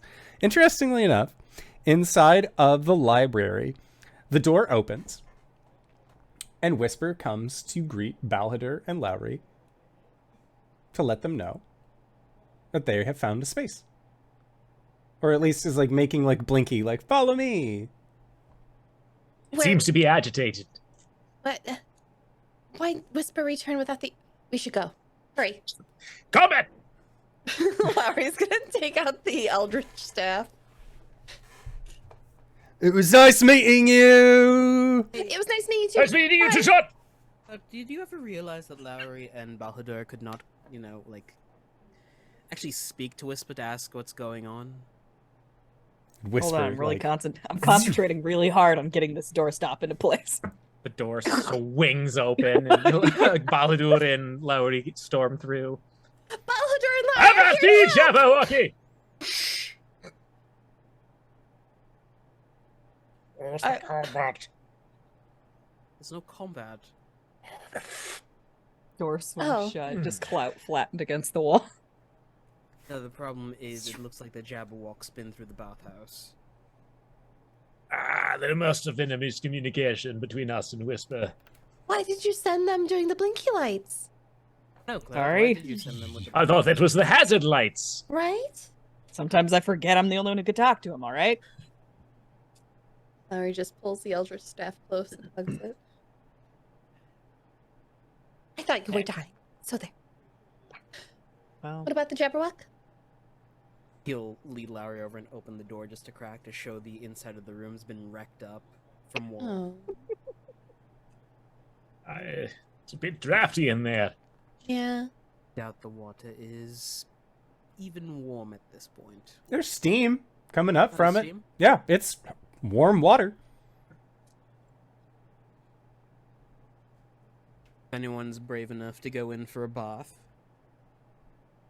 Looks like it's piping hot in there. Oh, well, if we need someone to do a test. Yeah. Val will enter the bathhouse. Okay. Okay. Oh, that was a soothing voice from the DM. I've never heard Simon make that voice before. That voice concerns me. That's fucking Translation. Translation. Okay. I didn't expect you fuckers to go here, god damn it. Oh, so you will go through the okay. Okay. You So, know what would solve this situation? A damsel in distress. Ploosh. all right. So, Bal, you enter into the bathhouse. You wanted to be the first to take a bath, yeah? I was going to test the water. Okay, test the water. Yeah. Getting close to the edge of the water, looking in, you can actually see that there are treasures that are littering the bottom of this pool. You can see that there are some armlets, a really cool helmet that has a really neato black feather on it. Kind of sick looking daggers, some assorted gemmies and things like that. And like just very quickly tapping the water. It's warm. It's nice, actually. This could be considered a hot spring of sorts. May I use some sort of knowledge check to identify why there would be goodies at the bottom of a bath? Yeah, for sure. You can either make a nature or a nature would probably be the best one. Nature check it is. Oh, I was so hoping for that 3. 17. A 17.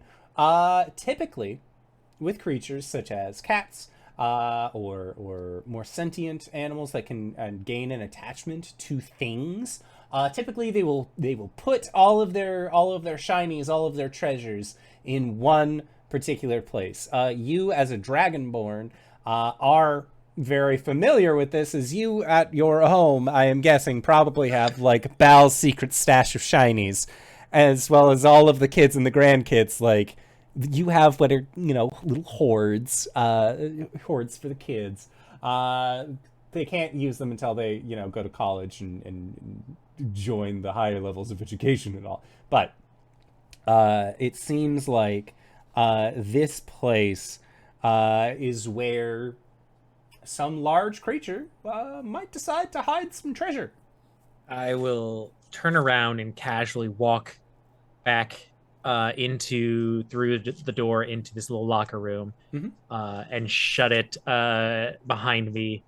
And with a confident smile, I'll look at the rest of the party and be like, The case at the gifts at the bottom of the bathhouse is one we probably should not solve. What? This is a dragon horde. If I've ever seen one. Oh. It's about half the size of Chud's birthday gifts. Impressive. But yes, I would say that we are very close to a dragon's horde. If a Jabberwock functions the same way as my ancestors, then sleeping in that room would guarantee ourselves some combat. Okay. Find somewhere safer. Yeah, what about sleeping in this room? When you see a locker room, Well, didn't our friend Sean say there's a few more rooms in this corridor? You did indeed. Well, we this can is find just... a safer yeah. room. Otherwise, He did say that there was a waiting room, right? No, waiting room is the room that you're currently in. Yeah, we are currently in the waiting room. All right, I well, let's go check out a couple more rooms. Okay. There's got to be someplace that's safe around here. In the den of the enemy, I think we'll actually be limited.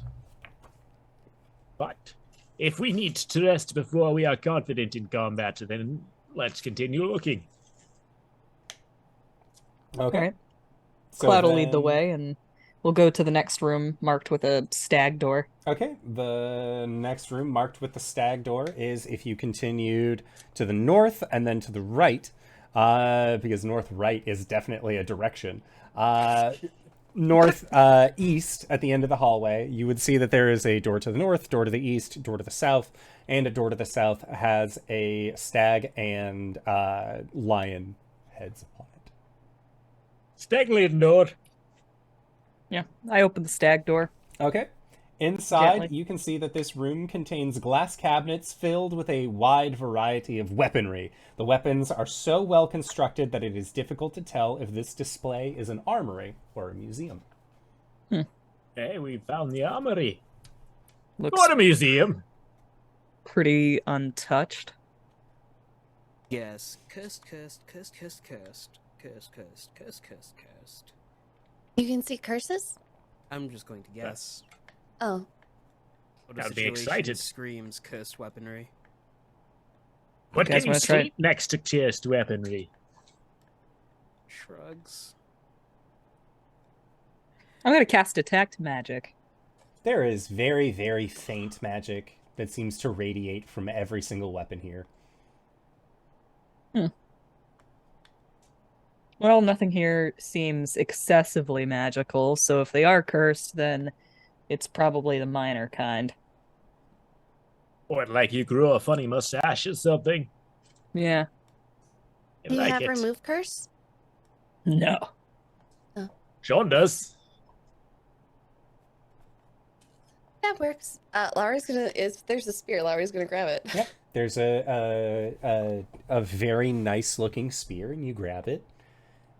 And the spear says to you, I'm so happy to finally be used by someone as beautiful as you. Oh. They talk. Eat. Gonna reach out for a rapier. Okay. And you take hold of the rapier and just, so handsome. Oh, and skilled, too.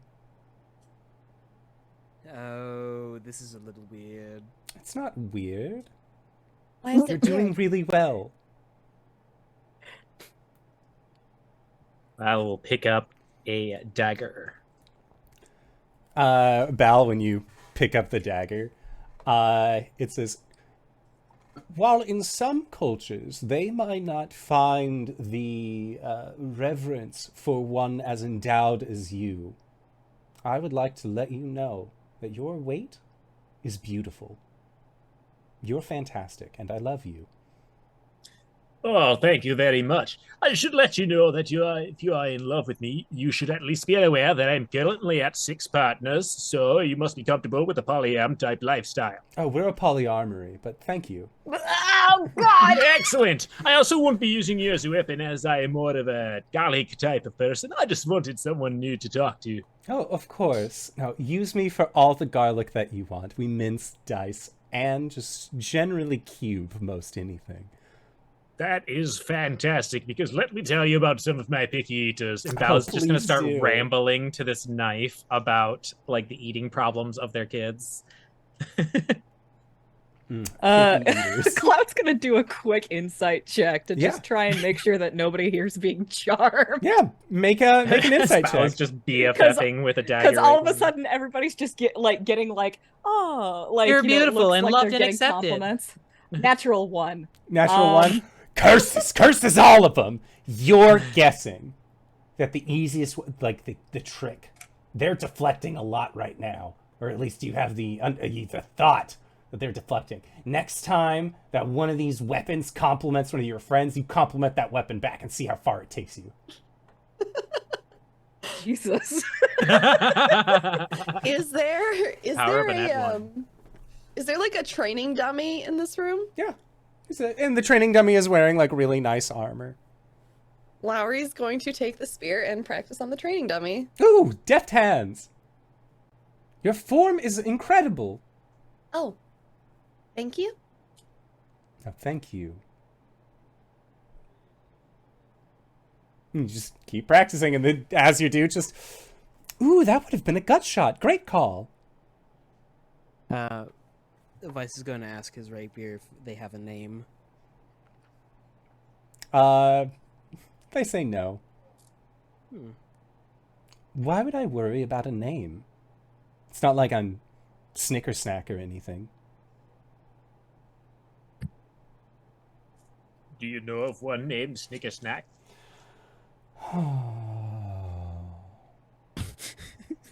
And you see, like, the rapier looks like it deflates a little bit. Oh. Snicker Snack is the coolest. We might be nice-looking weapons, but we're not Snicker Snack. Oh, well, I'm sure you're all wonderful too, and I'm sure Snicker Snack isn't as positive about their job and helping others. No, no, it's okay. And like you hear like the voice inside the spear just. I understand what you're trying to do, and I just want to let you know that I have a lot of internalized trauma around how great Snicker Snack is, and I just need to be alone right now. And the spear like loses a little bit of its luster, and you do not hear the voice any further. Do you want me to set you back on the rack? There is no comment. Oh. To his rapier, he'll ask, so would you be willing to join us in our little foray around to Frizabilna? There is no response. The rapier seems sad. Balthador will whisper to their dagger, Although I do understand the burden of having someone possibly more impressive than you in the way of your progression, you need to observe at some point that it is likely a third party causing you depression and anxiety issues, putting one person on a higher pedestal than possibly all who should be treated equally. It is not your fault that you are upset that someone might have an edge spun aside from you. Roll a persuasion check with advantage.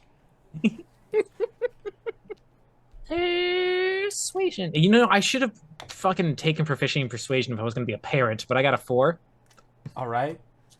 That's with advantage? Oh, with advantage. Yeah, let me see if I can get that up to like a 6 or something. Persuasion. Like second time, 18. Okay, they got a nat 20 on their ability to understand. Your dagger is the only one that has now shrugged off the inferiority complex with Snicker Snack, and they are fine being a garlic knife for you. Come, friend knife. If we find Snicker Snack, if you can tell us where they are, maybe we can alleviate your anxieties by having you show off in front of them how powerful you are.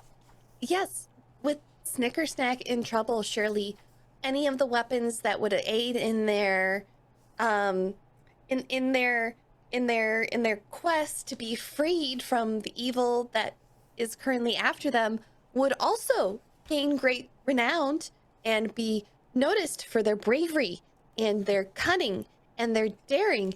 And I'm running out of adjectives. Yeah, the spear is not feeling it.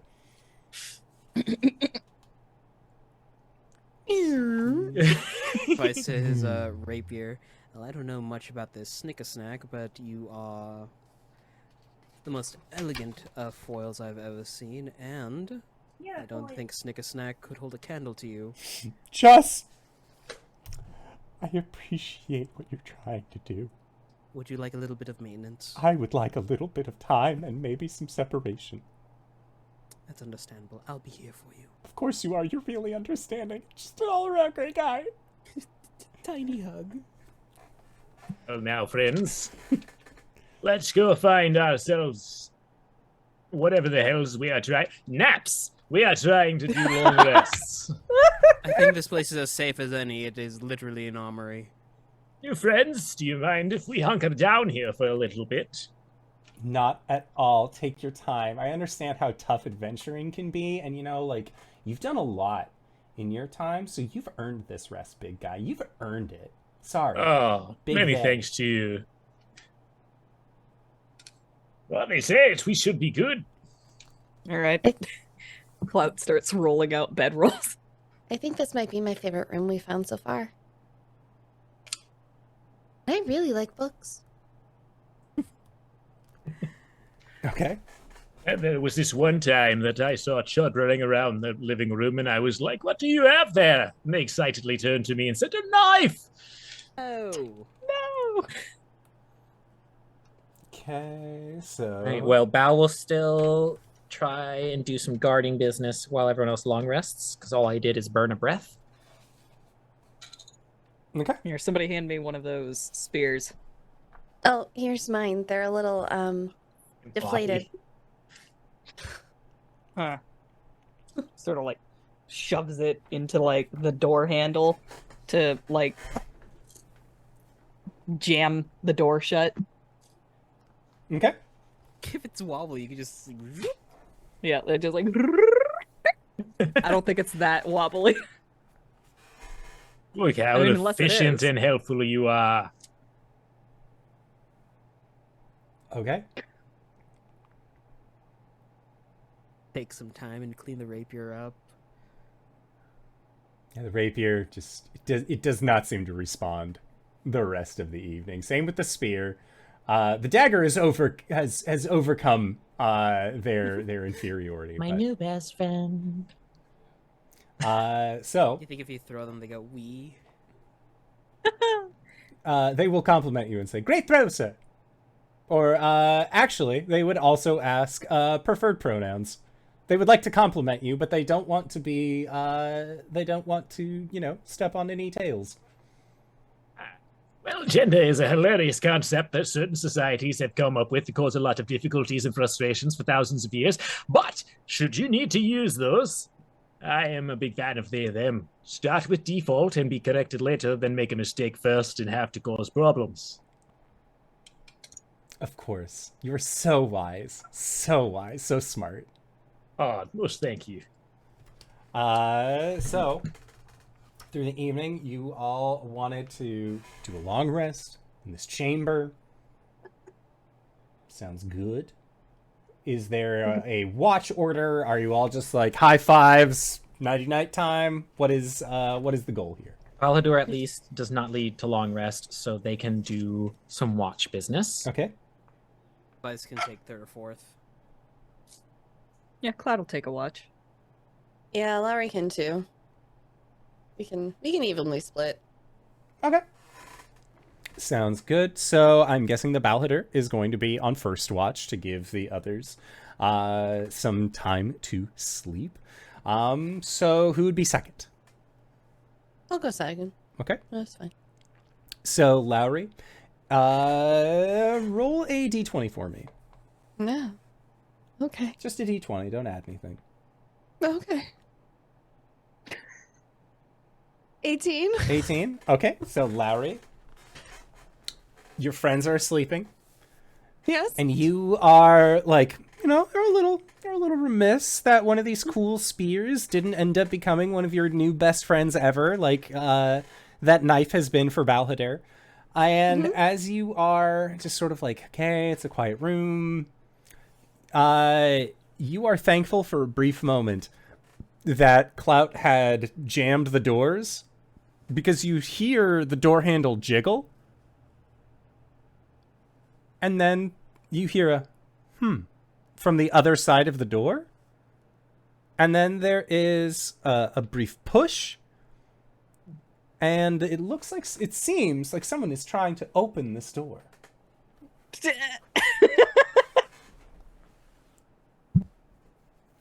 Now, Sleep. Lowry, as you go to stand to inform your party, looking at this door, it almost looks like a shadow is stretching from underneath this door forward, and it is the silhouette of a humanoid. But then you see the shadow like tilt upwards, and there is as I punched flat... the shadow. Okay, you punch it. Roll to attack. Fuck.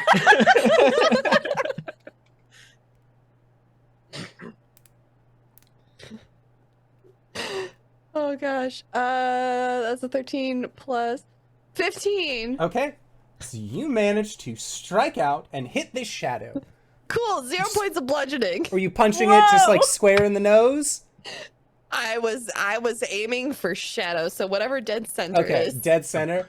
there is a as your fist makes contact, and you see a elongated individual holding onto their chest, just as what looks like one of their back feet trails up from underneath the door, and as they shake it, you actually see that it goes from being paper thin to taking on a more sizable shape. And just, how would you do this thing?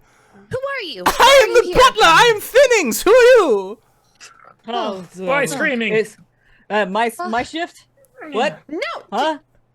I'm sorry. If you harm me, when Zbilna is freed, it will be a bad time. So please don't hurt me. Oh, I am very small. I am very thin. And as they say that, you watch as like Very loud. their depth I'm gonna squunches to paper. You're in favor of Zybilna returning? Yes, she is. She's my employer. To call her my master would make it seem very power structuring. She's not, but like I love her and revere her incredibly very so. sleepily. Clout thank reaches goodness. out with a mage hand and just grabs him by the face and just says, "We're friends as Zybilna." Good. Please stop touching me. We are not sorry. of that level of friendship. You're just kind of freaking out there, dude. I was just trying to. The face that you have so graciously cradled within your mage hand is very, I want to call it a squanch face, and I know that's not like a proper depiction or description of twinnings. Depends on if you come from Squanch. If you come from Look, squanch. I have seen Rick and Morty.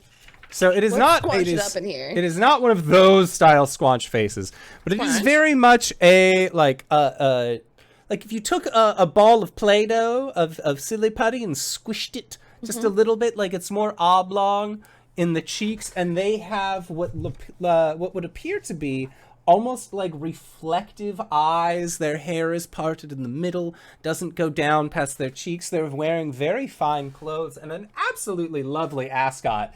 But their hands are massive, Lucky? their feet are very long, and Twinnings, or Thinnings, looks like this. Oh no, I love him. I know, he kind of cute though. Right? I am the butler. I was doing my rounds, I was butling. I was doing the butler thing. I went to the library, and I was told, shush. I was told by Sean that there were individuals here resting about, mayhaps, who were interested in freeing the good lady, Zybilna.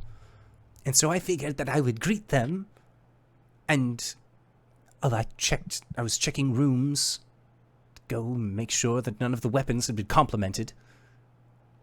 I And the am door was so locked, and I went under, and suddenly I got punched in the chest by... I am so You. sorry, but given the situation that we're in, I was concerned that the League of Malevolent Intent had found us, and I thought strike fast and strike true over make friends, and I'm very No, sorry. it's... Okay, no, to be fair, they are aware that some things might have gone a little awry. Oh. They're trying to find Zargash. They questioned Sean. Sean said, I've been in my library the whole time. I don't know what you're talking about. And maybe they went out for a stroll. They think that Zargash is off doing, like, fucking a corpse or whatever it is that he was doing. I don't know. I never asked. They just sort of showed up and said, we'll stay here until Zybilna is free. Hold on a second. You said something about complimenting the weapons. Yes, don't compliment them. What happens if you compliment the weapons? If you compliment the weapons, they get very sad because they don't want you to believe that they are as quality as a Snicker snack. Okay. So if you compliment them actively, they will get very sad. Listen. And they will doubt themselves, and that manner of self-doubt will dull their blades. Well, I feel bad about that, but I'm honestly happy that it wasn't just some sort of like weird curse bullshit that Well, was no, going to these happen. weapons aren't cursed. They're all very nice. And if ever you have a bad day, you just pick up a mace and give it a what for on the training dummy. And Are you sure? Because they were just like 100% like charming, these guys. oh, What are you talking about? there is a difference between being charming and charming someone. For example, say this I don't ascot. see much of a difference in that. This ascot, I was told, is very charming. It is. Thank you. Am I magically charming this individual? No. Maybe. But am I using my wiles to do so? Yes. I think I understand what you're trying to get at, and I also know that Clout will most likely not understand what you're trying to get at. So, Sex sells, baby. Does that solve your answer? I mean, no, you're making sense. I understand the difference between like magical charming and like charming people, but I'm trying to push a metaphor in the fact that, you know, sometimes if you are charming, it can be as destructive as actual magical charming. Can I go back to bed? oh, we already knew that. We've met Vice. Are you That was here a to big help us compliment. in some way? I was checking to see if you needed anything that I could possibly help out with. Things that I'm not good at. Taking things. I'm not a good thief. I'm a butler. If you needed like Wait. food, I could find you some flatbread. That would be nice. Sorry, what was your name again? I'm Thinnings. Thinnings. Yes. As a butler, that means you might specialize in not being seen when you need to be. I can become very flat when I need to, yes. Well, maybe you would know this already. How long does it take for the Jabberwock to leave the lair? Oh, it's not a steady, reliable thing. It really depends on how much they had to eat. Alright. If they ate a little bit and were just coming by to have a drink of the cauldron, they'd have already been gone by now. Their stomach seemed rather full when they last showed, so I'm not sure how long. We might have a way to break Zybilna out right now. Oh, that would be But very we good. need the Jabberwock not to be there, That's... and also to figure out her true name.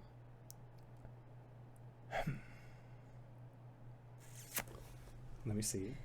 Two possible tasks, I know. Can Balthadur roll an insight check on some of the gossips they heard from our spider friend? Yeah. Okay. Also, Got some Vice said to correlations, Lowry- but not enough for causation. So let's see here. Insight, help me. Vice said to Lowry, I don't know if that was a dig or a compliment. What? Charming and destructive. Have you met you? No, I- not personally. I do know that if you're trying to go up against the Jabberwock, it does have a natural predator. But what? Yes. Wait, hold on. Is it here? Yes, it's a little frozen though. So if you have a means of unfreezing it, maybe you might have some success on that end. Natural predator of a Jabberwock. It's a Yeah, massive I don't want to be owl. around it. I don't A want to be around massive a massive owl, predator. you said? Yes, an owl. Its name is Bloody Beak. It's one of Zybilna's other pets. It was meant to sort of keep the Jabberwock in line, but when the Hourglass Coven did the whole big freeze thing, Bloody Beak was still here. They were sleeping throughout Would the Bloody day. Beak be the truest name that we can get? That is the creature's name, yes, is Bloody Beak. Looks to everyone. As far as Zybilna's name, I know that it's very hush-hush. I don't even know if I'm supposed to be saying this, but I believe her true name is Igwilf. Alright, that answers mine. Oh, That's what I've heard rumors. The cauldron is a one-for-one. She said that she found it a very long time ago, and I clean it and I make sure that it's all nice and everything. But like it's not good, to say the least. However, I would never ask the good lady. It's sort of like asking a regular individual what their age is. You just don't do it. After a certain point, if they've told you that that is their name and you've known them by that name, you don't want to call them by an old name and might have some baggage associated with it. So I would never, but that's just me. Got an option to deal with the Jabberwock now, aside from music. I think we have everything we need. But at least one route. Now, let's do some name dropping. Sounds good to Thinnings. Vice. Vice. Pleasure to meet you, Oh. Thinnings.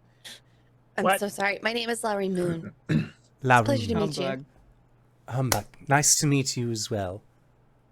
And clasp out, and then Bal, do you introduce yourself? I am Balhadur Morthak, servant of the Sealy Court, and Queen Titania, ruler of the Feywild.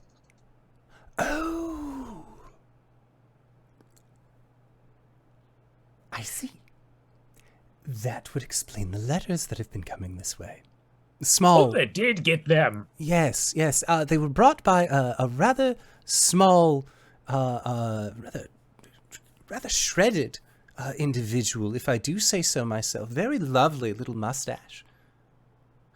You are speaking of Sir Talibar. Yes, yes. My trainer. Yes, he came not too long ago and said, I'm leaving, or rather, when I went to check in on the guests outside, they said that they had seen him and that he sent letters saying that an emissary, an envoy would be on the way, and that they were dropping off a gift as well. Did you find the gift? Yes. Oh, good. That's one less thing I have to worry about. Excellent.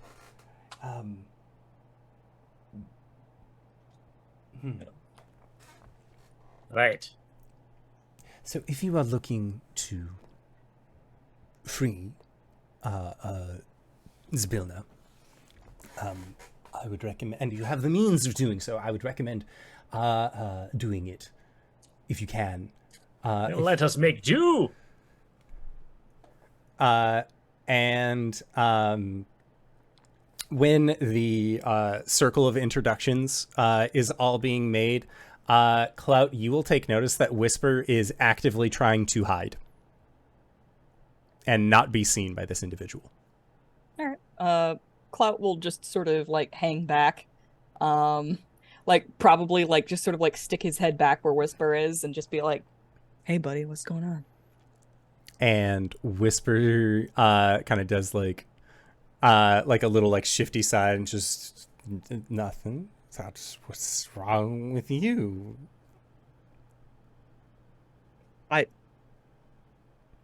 Nothing. Why are you hiding? What would you say if I told you I owed that guy money?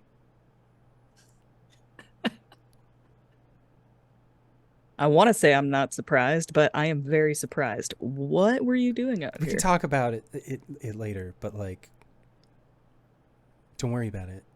How much? Don't worry about it. Whisper. What if I said that it was sizable, what I owed this guy? Then I probably wouldn't be able to cover it. You know what? He's gonna open up his vest and just be like, "Get in here." Tucks in.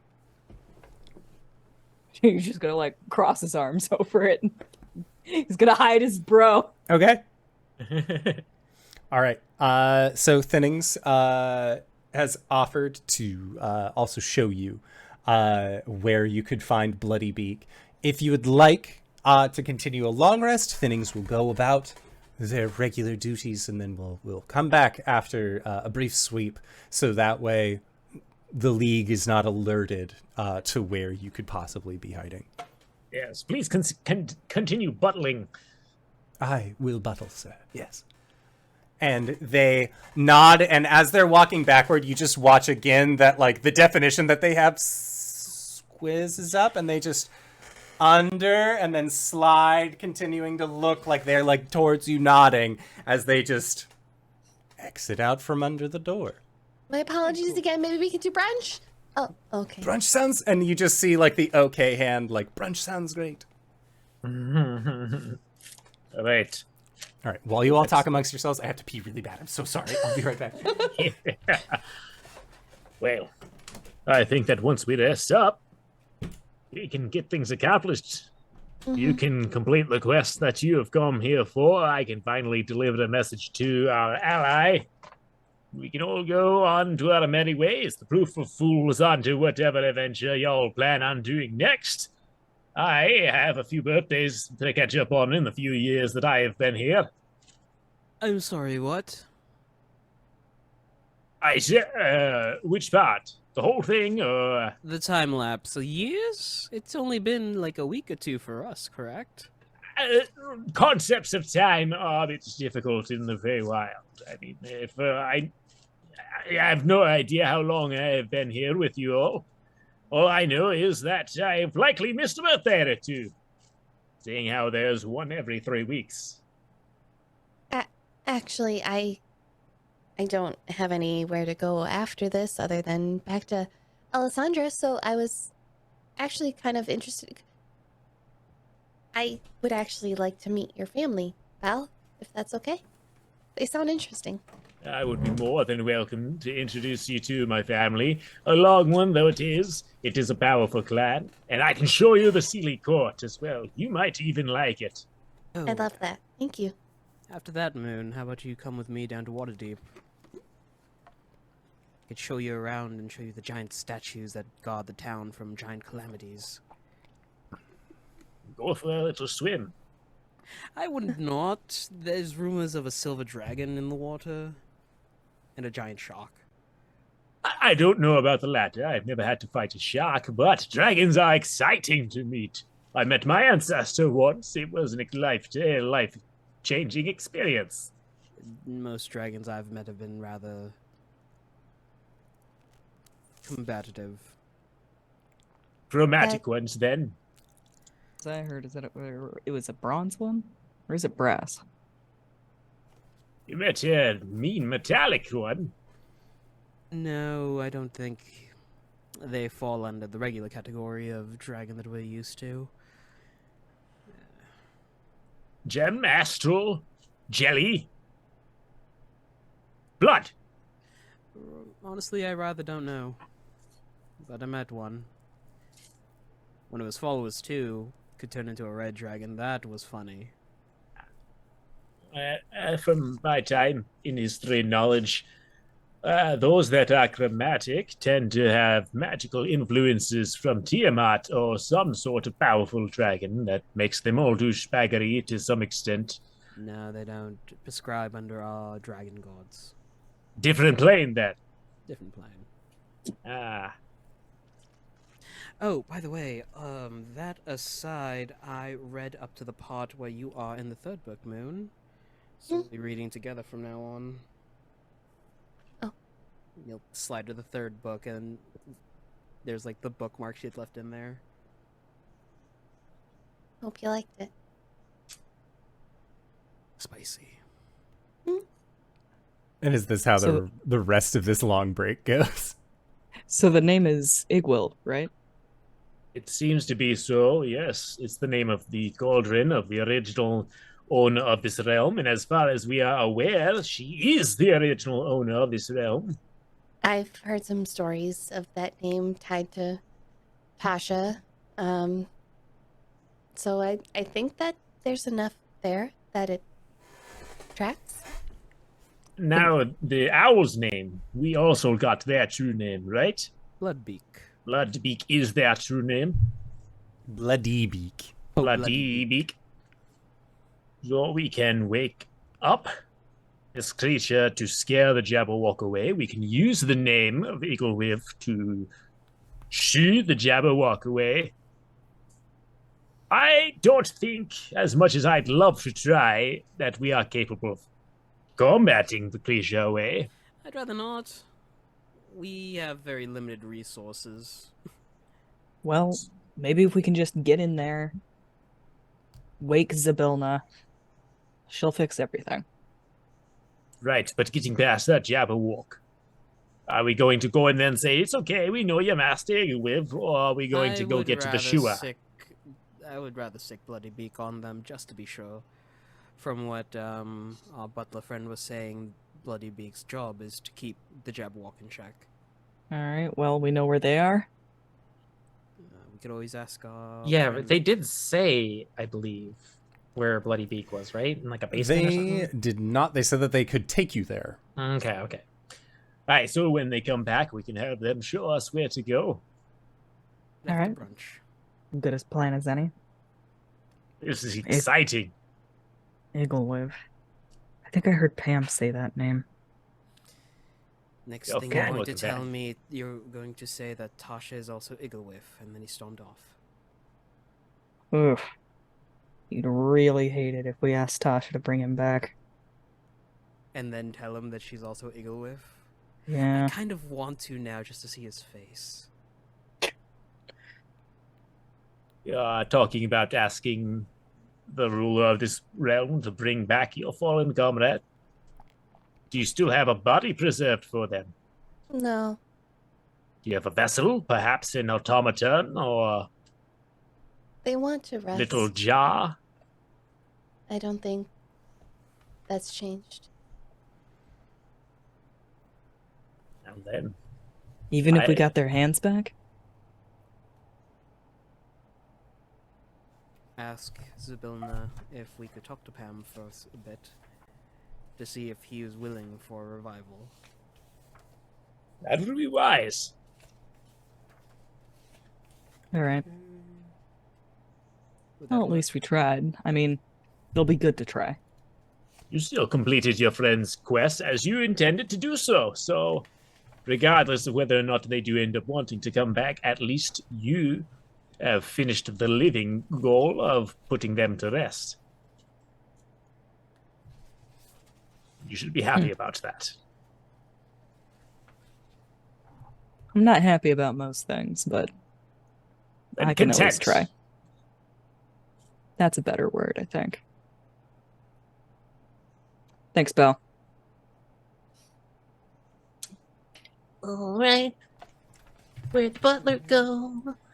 So the butler does indeed come back, which is good. That is what the butler is supposed to do. Wouldn't it be concerning if the butler did not return? Just fucking snitched on us. Or got kidnapped? No, so the butler He's comes my back. ooh bean Kidnapped. Tumblr sexy man. I want him back.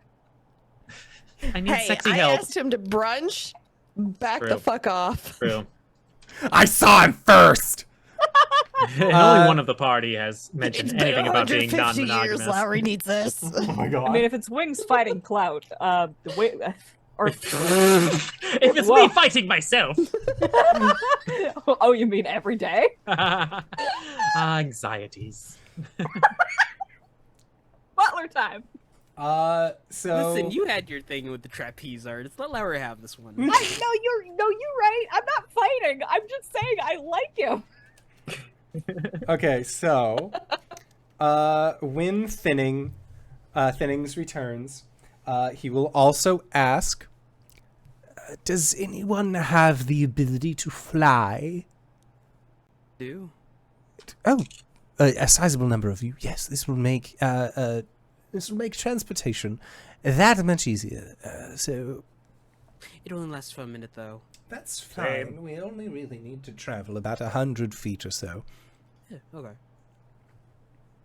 Now, if you would follow me, and he will lead you out of the room that you're in, walk back to the stairs that actually wind up, and he will take you to the second floor, where there are doors that are at the top, and he will say, So once we exit these doors, we'll be in the center room where all of the chaos and everything is, where Kelek and Warduke are. But if we stay quiet, if we stay very close, then we can fly from one balcony to the other and then go a very quick, easy way versus trying to go all throughout the castle, the palace.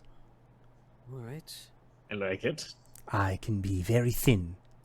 I I can can- roll up like a scroll. I can help with that. Oh, With being thin. Oh, with all of us traveling together, I can polymorph someone, and then I can also wild shape myself while also having. Oh no, wait, no, I can't do that. They're both concentration spells. I can wild shape myself and have pass without a trace up. if you have the alright. ability to turn into an animal, I would recommend an owl of sorts. That way you can hopefully speak to Bloody Beak on the same... Not Bloody Beak is What is not awakened. They are just very, very, very big. Just a straight up big owl. Just a big, I- a rather large owl. Can cast speak with animals. That would be Close. helpful. Okay. looks at the back of his veal and he goes, "Well, I can too." You can? Yeah, I just never had to. You could talk to me when I was a horse this whole time, and she just punches him square. Ow! No, not this whole time. I just got the folk Lucan Bandor like 5 days ago. By the way, compliments on the egg Benedict. Oh, yes. A home recipe. We like to make them in small bites. If you stay and Zabilni is free, one thing that I am very proud of is that I take rather small bagels and I'll put a little bit of a tomato spread upon them and then small meats and cheeses and make little toast them for a while and make little bagel snack. Anyways, once she is free, we can talk more about my bagel bites. Now, in the meantime, let us all do the stealthy thing. And you see that Thinnings hops up, turns very flat, and then they wind themselves into a scroll. It's fucking Paper Mario. Lowry will cast a pass without a trace and turn into a mouse There and is- climb into someone's pocket. There's a child's mummers show that was named after me called Flat Stanley, if you would believe it. Oh, ahead of Chalk Zone. I'm unfamiliar. Escuche mi corazón in Jackson. Uh. Balhadur will then activate their topaz wings. Okay. Clout will allow Lowry to crawl into his pocket, and she like crawls in next to Whisper. And Whisper just like looks at you, and if Whisper could shh, they would. Squeak, squeak. Squeak, squeak. Okay. And now it's Whisper's turn not to understand it. Someone. All right, so going with the instructions that were provided, everyone make a stealth check. This should be relatively easy. Pass without traces, everyone. All right, so I start off by rolling with disadvantage. So, yep. This will be fine. This is fine. This is fine. 19. 19. 22. 35. Okay. Okay, well, successes all around. So you are able to get to the next platform. Inside the door, Thinnings unfurls and continues to lead you downwards. Now, down that path, let me see here. Thinnings is going to, he will reveal a servant's entrance. Like, you see that it looks like a flat wall, and he does a little hip check motion, and the door actually makes like a noise as the wall opens, and he will lead you through this servant's entrance into further and further into this area until eventually you find yourself in the Airy. Now, let me read the bit and bob that is from there. An enormous owl stands perfectly still in the middle of this room, its wings partially outstretched. A wall of iron bars stretching from floor to ceiling forms a protective barrier around the chamber's entrance, keeping visitors separated from the owl. The wall across from the double door has a 20-foot wide circular opening sealed with a hinged semicircular windows in wrought iron frames. The marble floor is littered with the bones of giant rats. Well then. So, this is Bloody Beak. If you have the Gorgeous. means of freeing them, Unicorn Horn, touch them, say the name of Bloody Beak, and should your means of solving this puzzle be true? Aladur will produce the unicorn mask. Lowry, we're gonna need you. Crawl, crawl, crawl, crawl, crawl, crawl, crawl. Gets on Clout's shoulder. Drops wild shape.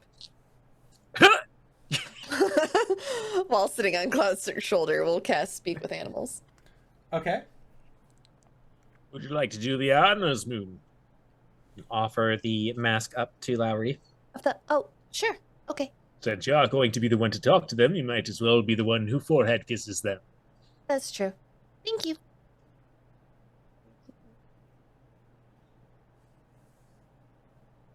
Okay. Mask. So you are wearing the unicorn mask. Yep, and I'll cast Speak with Animals. Okay. Sounds good. So then you go up to this creature. It is still in stasis. And then... Headbutt. Bloody Beak. Okay. And as you do, you just hear... as this owl just like extends its arms out, and it looks like it is in mid-flight. It sees you, and you can see that its head is like geared down towards a new tasty snack that has just arrived in its cage. Make an animal handling check. Okay. In hindsight, I this would should- have been a bad idea. In hindsight, we should have handed some inspirations to Lowry too. It's fine. 18. We had like twice An the amount of bards 18. I'm used to. Okay. So, when you say that, the owl just... Hi. It's a pleasure to meet you. You speak the tongue of the ancients. I do. And its head sort of like does like the full turn around. You've been in stasis for a while. I am unfamiliar with these words. Are Are there Well, it rats looked- nearby? Tasty treats. if any of you can find a rat A large lizard would suffice as well.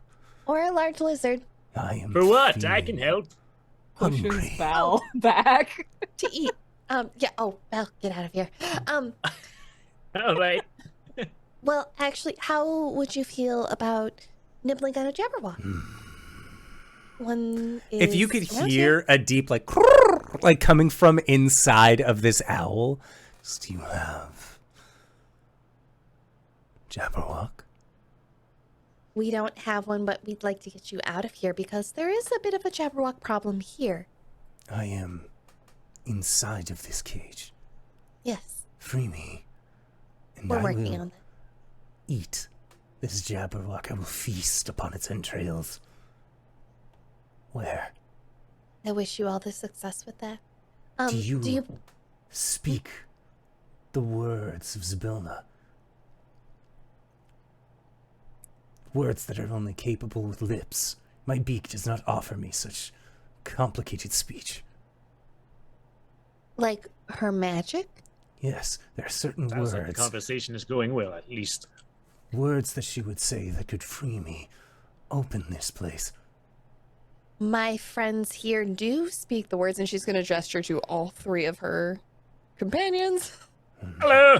They will be working tirelessly to get you out of here. It should only take mere moments for them to figure it out. One word. One word? Yes, but it needs to come from one of you. I cannot say it. Not in that tongue.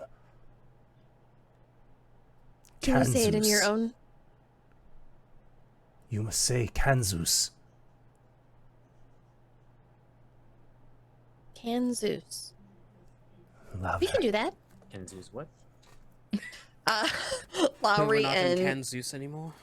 Lowry will turn to the others, and not an owl will say, we need to say Kanzus in our own tongue. Does that sound familiar to And the anyone? owl just like turns its like head as it does like the long upside down almost because it looks like a fucking massive barn owl. Like it has like the long like pointed nose, all of that. I make a Arcana check. Yeah, make an Arcana check.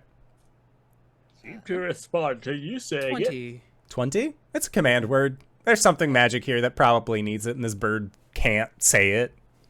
Oh. Visel, like, touch the cage and say Kanzus. And as you do, as you say this, It explodes. the upper chamber that had actually, like with all of those windows with the steel bars, you hear a rumbling sound as the top of it opens, and Bloody Beak just, yes, and soars out. Command to open the hatch from the aviary. Well, is there a window where we are to be going? I don't think so. You remember that there was a large break in, like you could see the sky from where you were in the bathhouse, and that was from like parts of the building that had been broken into. Well, let's hope that the bathhouse leads to the cauldron room. Otherwise, I think we just lost our bird. Oh, I told them about the Jabberwock that's been around this area. Oh, good, good. Well, then, shit, we might as well go catch up with them before they finish. Does the schematics of this place align, Sir Butler? I forgot his name. Thinnings, yes. Thinnings. Here, if you have informed Bloody Beak of the Jabberwock, it will not take long to find it. Come before the League is on to us. Okay. Yeah, how are we going to get back? I cannot fly a second time. Thankfully, you have a man who buttles, sir. And they will turn on a heel and walk quickly down a hallway going down. The reason we did not take this door beforehand was because I was unsure of if the Jabberwock was sleeping or awake. Thankfully, it does not matter now. And they lead you down a quick door, and they will gently push open the door. And you see as you open the door to this chamber,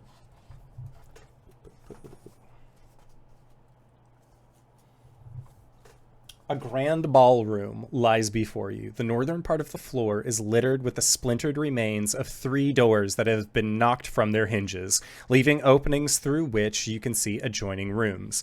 Throughout the ballroom, royal courtiers stand motionless, their eyes fixed on a black iron cauldron atop of a dais in the middle of the chamber. Dark vapors rise from the cauldron, and a huge, dragon-like monster is coiled around it. The dragon's body twitches slightly, and its closed eyelids flutter as if in dreams. 2 figures are frozen, statue-like. Off to one side of the cauldron, an imperious, middle-aged woman with long white hair and white robes, and a younger woman clad in armor wearing a white cape. The older woman is reaching desperately towards the cauldron, while the armored woman at her side is grasping a fine-looking quarterstaff. Now, Thinnings, with the door open, has a finger out, holds it in place. And you see that, like, the Jabberwock kind of, like, curls up onto its back, so its little dragon hands are all, like, kind of, like, twitching a little bit. Like, it's chasing something in its dreams that's probably going, please stop, I'm just a man, I have a family, and the Jabberwock's, like, wanting to eat it anyways. Dreams like my cat. Exactly. And that is when your group hears, and you see what looks like the shadow of a large avian form sort of go across the floor until it is over the Jabberwock, and then you see that the shadow is bigger and bigger, and at this screen the Jabberwock like opens its large saucer eyes, and there is a primal fear that is restored into this creature. There is the sound of stone and glass breaking as this large owl swoops in. You watch the scuffle between the Jabberwock and Bloodybeak begin, and eventually, being very reptilian, very snaky and steely, the Jabberwock is out of Bloodybeak's claws and flies out of the hole that was made. And Bloodybeak turns, boom, big, powerful lift off of wings, and is after that Jabberwock, clearing this room. Hey, Moon, may I see the mask? Oh, here. Does there seem to be anything else of threat in this room? You do not see anything of threat in this room, though you do notice that there is some strange light that has like a bluish tint that seems to be coming from the room directly to the north. And kind of getting closer, taking a peek, you can see that there is a wizard that is like red and white robes, bald top, long beard, and they have a staff like extended out, and you see like what looks like a bluish, like a light blue crystal that's caught in motion that has frost coming off it. It looks like this wizard was caught mid-spell when the big freeze took place. Which one's your mistress? And Thinnings points towards the older woman. Well, Imkin, I think if we're going to give everybody their moment, I think this one is yours. Points at the marking on your face and offers the mask towards you. He just sort of trying to think of the word to describe the look on his face. Flabbergasted. No, no. A little unsure, but like trying to look it. Trepidant? Yes, that's perfect. He'll take the mask and step forward. Oh. By the by. If freeing her does return your memories, you have to promise not to punch me in the face. All right, not in the face. He'll turn around and touch the. She'll touch the old woman with the horn and say, "Igwil." Nothing happens. And Thinnings just, perhaps you said it wrong. Igwil. Igwil. Touch. Diagonally. There is no response. What are you booping it Tasha. on? Boop. On Zabilna. Zabilna. Nothing. Try the cauldron. Tasha. Touch. No response. Nothing's working. Try the. They're reaching towards the cauldron like it's some sort of important MacGuffin. Boop that. All right. He'll. Hi, Baba Yaga. Oh, are they Baba Yaga? Which one's Baba Yaga? I thought they were the grandmother. Points to the old lady. Is that not the one I'm touching? Who am I touching? You've been booping who you The old assume is lady, Isabel right? now. Yeah. He's going to start just going around the room, touching cauldron, each woman, just like various names. Yeah. Something. Lowry, make a history check. Oh. I will say this will be with advantage because it's hag Okay, thank related. God, because that was a natural one. Inspiration. Natasha the Black. 17. 17. You know that and this is from Pam knows the answer. Fuck. this is from your history. This is from your past, as well as having been a hag, as well as seeing a very large picture of this individual inside of the inn at the end of the road. All of her spells and everything like that she has is named for Tasha. Tasha is not her full name. Pam, said it out loud. You all have technically heard it. Natasha. I would say that, yes, with that, Natasha is the name that you are My looking chest. for. Clout. Lowry's gonna pull out a hand out. hold out Nothing's her hand. fucking working. It's the one thing I'm supposed to be able to do. Give it to me. He just gives it. Are you mushrooms talking? I feel like the Pamferdam mushroom is just like going off. In her head. What are you doing? What are you doing? What are you doing?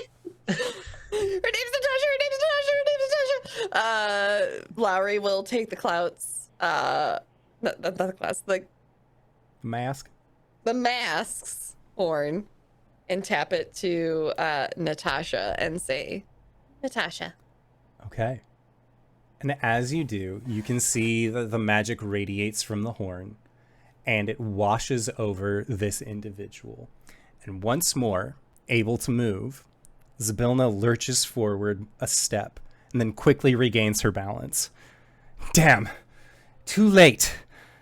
She says with a snarl, and then her eyes dart around in search of enemies before fixing on you. Yoo-hoo. Hi. Have we met? My name is She Lowry asks. Moon. I'm here to help. And there is a pause, and she sort of straightens up, and she's like, hears you say that.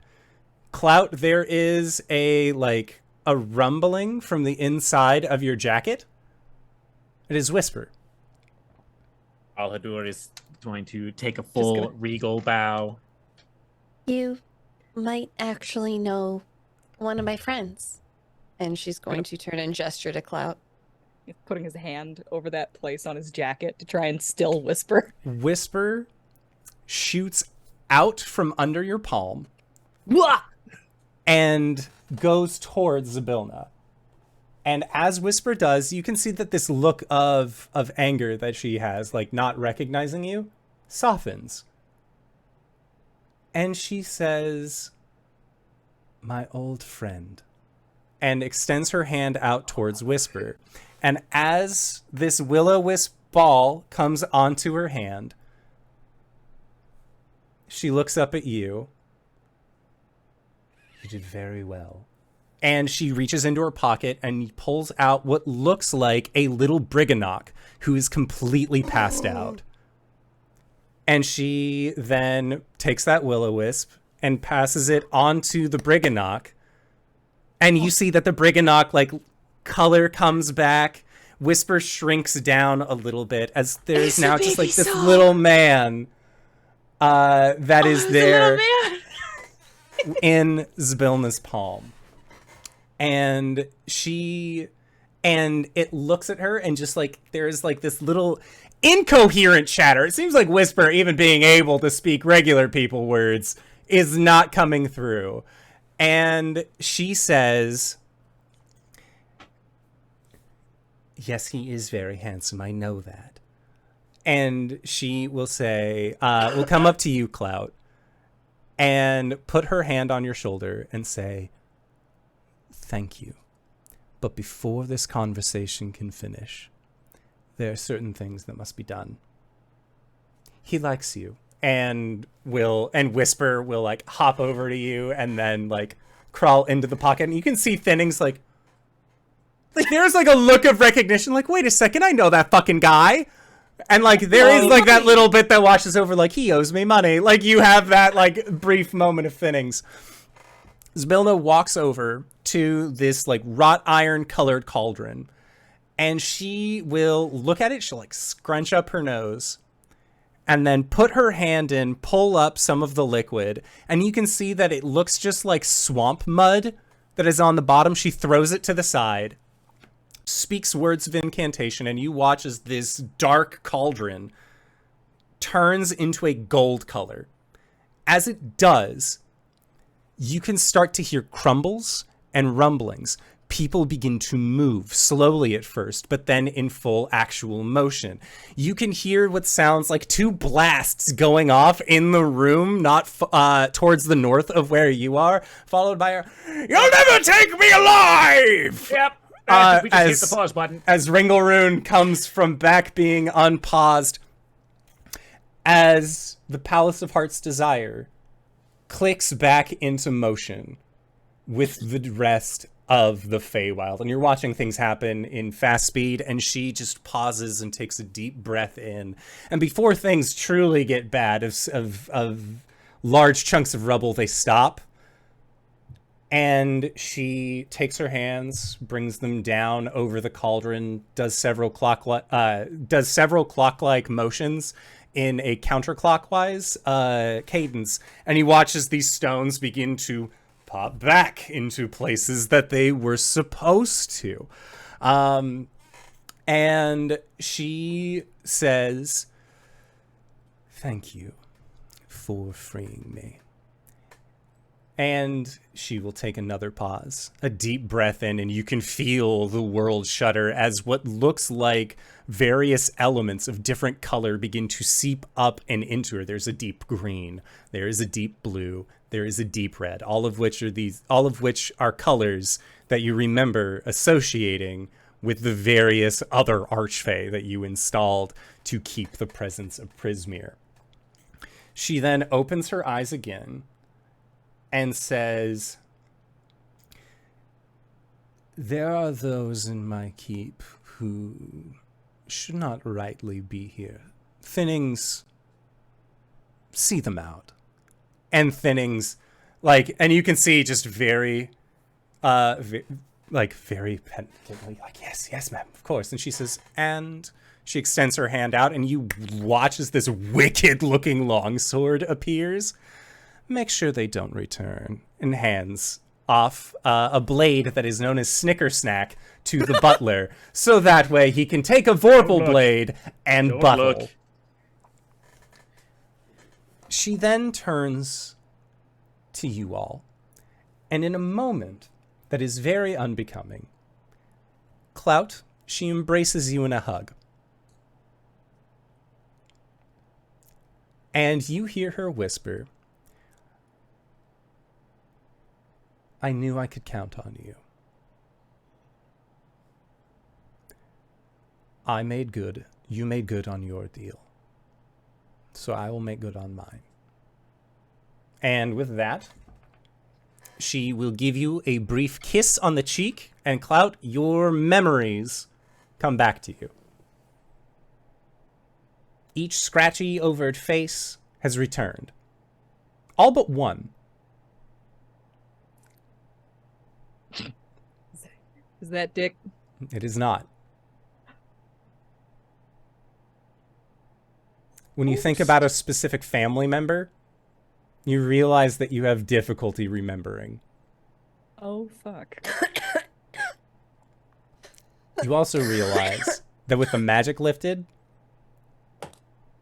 that mental barrier doesn't seem like that's the work of an archfey. That seems like something personal that Clout probably has to work through. Of course it is. Yeah, I think that there's just a look of being overwhelmed by all of the memories coming back. And then he looks over at Vice, and there's kind of a "oh, you bastard" kind of look. And then as he remembers Cordial, his face sort of falls a little bit. Everything back, buddy? Kick him in the Almost. chest.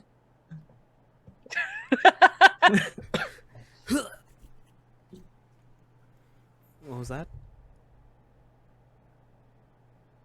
Almost. All right. Welcome back. Don't look too excited about it. This is my excited face.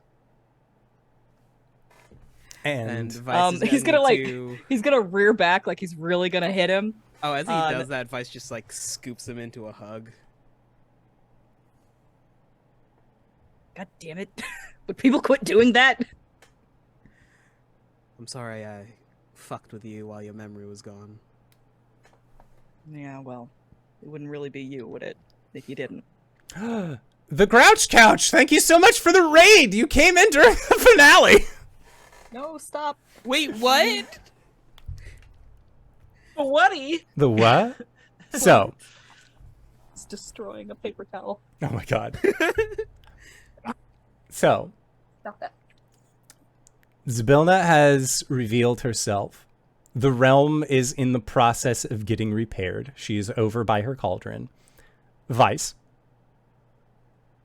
you feel an innate, not desire, that makes it sound like something you want to do for the most part, but part of your contract does specify what you were to do in this situation.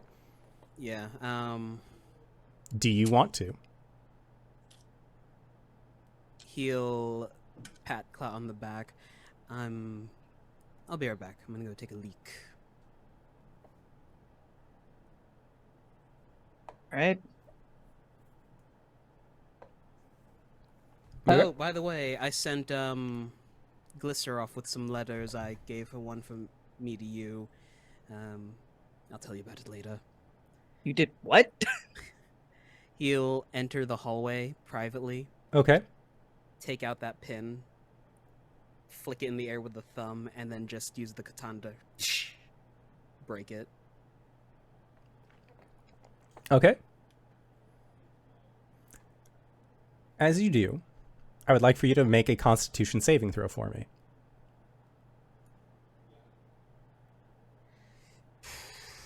As good as it's gonna get. 20. You hear, "That was unwise." Even with a 20, you can feel every gem part of yourself beginning to strain and beginning to fracture. You are able to bear through it, but you are watching that left hand of yours beginning to turn to dust as it begins to continuously fracture. There are those spots in your chest and on your back and in your legs, areas where there are just little bits of crystal that are all turning to dust. He gives a genuine smile and mutters, "We beat you before, we can do it again." Okay. And he will limp off down the hallway. Sounds good. So Vice is walking away from all of this, turning to dust. Clout, you have just been told he's going out for a piss. He'll be right back. That's weird. Anyway. Yeah, and Lowry, you and Bal just watched Vice like pat Clout on the back, take a quick steppy out. Insight check. Yeah, make an insight check. 21. 21. No! Yeah, Better Vice, than his make a fucking deception save. check. I rolled an 18! An 18. Mm. Lowry, you are watching. Lowry leaves the others and goes after Vice. Lowry, by the time that you make it into the hallway, Vice is not there. He is absconded off. But you see a trail of what looks like amethyst crystalline dust that seems to go in the direction that Vice is currently traveling. I would like to dash after that trail. Okay. Gets closer, she does hear humming. It's a very quiet lullaby. Lowry, by the time that you approach Vice, a good 80% of the crystal that was there is gone. His arm, like, there are no fingers, there is no forearm, there is a bicep, effectively, that is in the process of just sand in an hourglass, just running out. That crystalline horn topper that he has, gone. But that expression that Vice carries with him, always present. See, you've caught me with my pants down. What are you doing, you idiot? Promised with my patron to try and recruit Zybilna, but seeing as I don't make deals anymore, it would have been bad for everyone. It would have been fine. You would have just coughed up operatic mushrooms for 30 minutes. No, I don't mean that. I mean that kind of union. Bad for everyone. There's a reason why a lot of the followers of this asshole are called the Mad. He drives them mad. Why didn't you tell us? Couldn't. Not really. Last time I tried to tell Pam, he took offense to it. We can fix this. You're not leaving me too.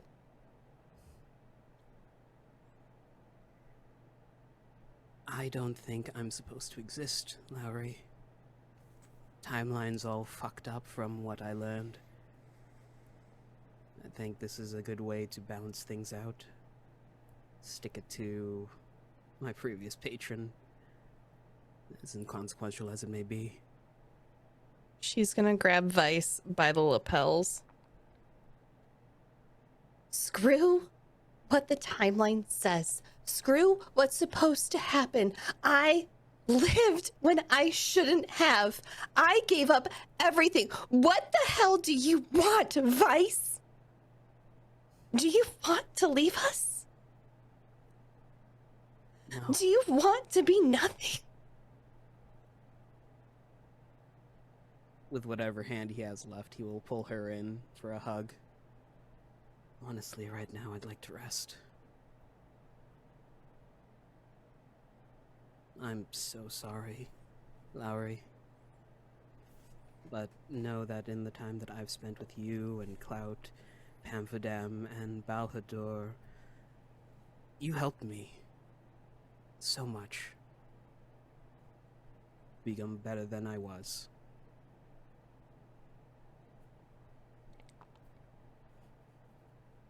What am I supposed to tell Clout? Tell him I left first. I hate to do this, but could you stay with me for a bit? Fine. And she'll sit down next to Vice. Okay.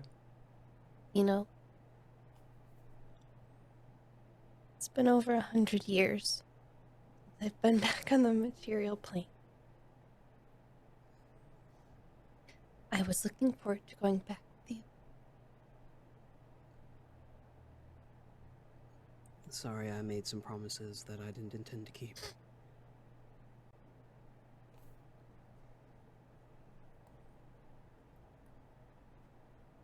And I'll just sit there quietly. Okay. God's permitting, if I were to be reborn in any capacity. I just hope it's happier that time around. I hope so too. Vice closes his eyes. Okay. So Vice, you and Lowry are taking a sit down. Clout, you and Balhadur are in the main chamber. Zybilna's free. She's setting shit right. And Vice said, like, just taking a piss. I'll be right back.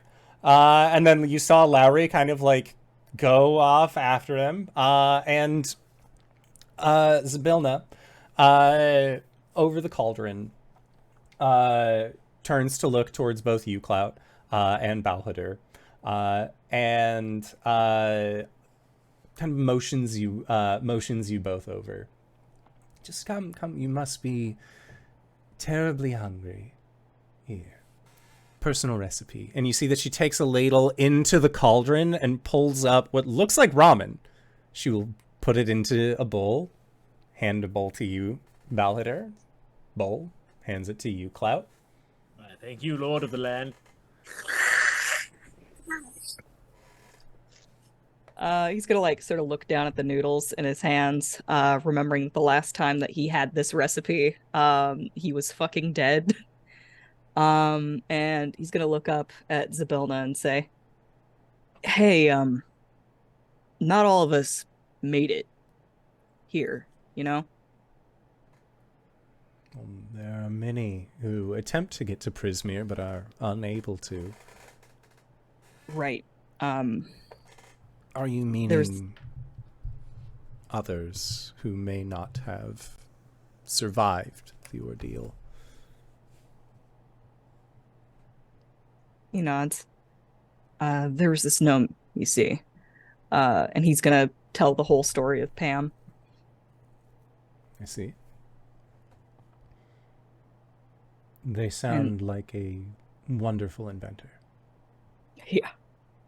I'm gonna be honest with you. He hated your fucking guts. There are many who do. But we found his hands, and the first time we tried to get him back, we didn't have him, so I thought that might have been the reason. Someone steal your friend's hands? I told the whole story. Okay.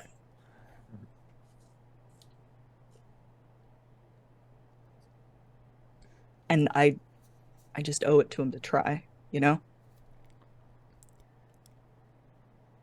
I will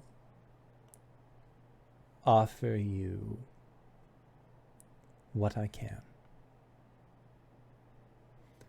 for your friend.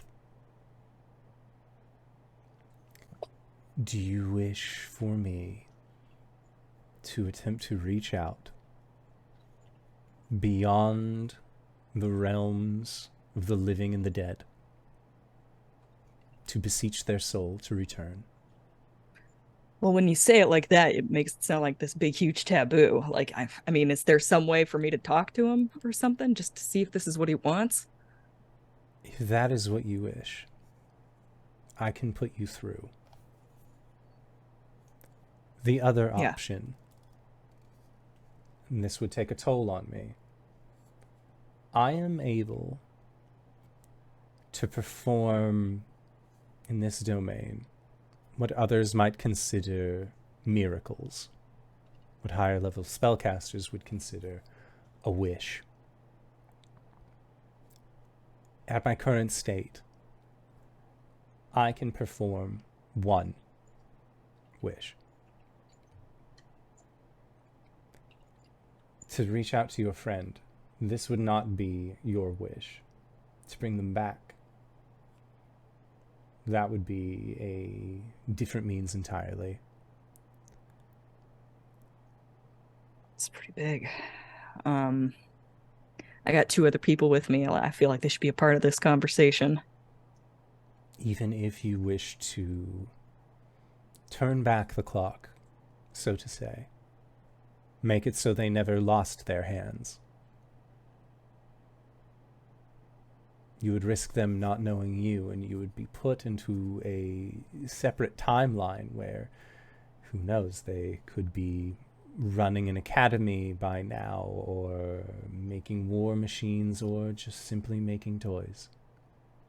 We don't know. But if that is your wish, you are more than welcome to it as well. In the meantime, you are more than welcome to wait for your 2 friends to return. Otherwise, I can contact another plane for you. Let's wait for the other 2 to get back. And I'm sorry to make you wait so long. Balhadur? You said your name was Balhadur Morthak? Yes, Lord of these realms, I am Balhadur Morthak, Knight of the Sealy Court and servant of Queen Titania, ruler of all of the Feywild. Well, I hope that she is doing well. She will do well to remember that she may be the ruler of the greater Feywild, but this is my domain. Not to try and step on any toes or be threatening at all. I'm just simply letting her be aware that, again, this is my general area. Now, you are looking for assistance with a Fomorian issue. Are you looking for my direct involvement, or are you looking for support? Well, I came here to recover my friend, but my friend was sent here by Lord Titania in order to negotiate an alliance between their controlling realms and yours against the Fomorian threat that risks calamity across the Feywild as well as the Moonshae Isles in the material realm.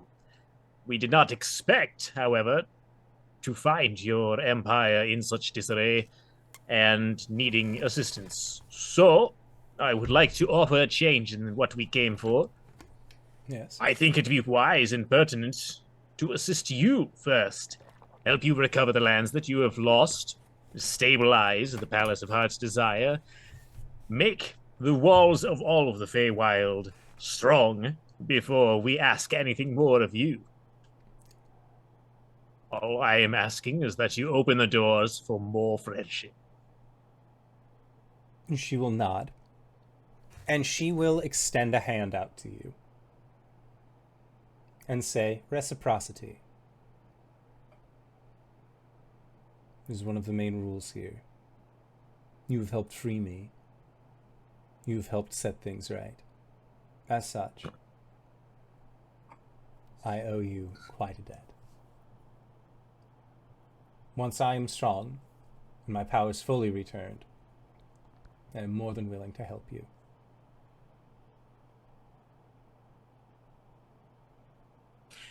Well, my lord, should you be willing, if you open up a line of communications, Titania will be more than able to speak to you, and we can stay updated with one another. And should you need anything from us, we can provide, because we need our neighbors strong as well. She nods and says, of course. Many thanks to you, my lord. And it is an honor to meet you and assist this party in rescuing you. And she smiles at that and nods. Clout, this entire time your companions have not returned. I think he's just sort of sitting there, like, thinking. This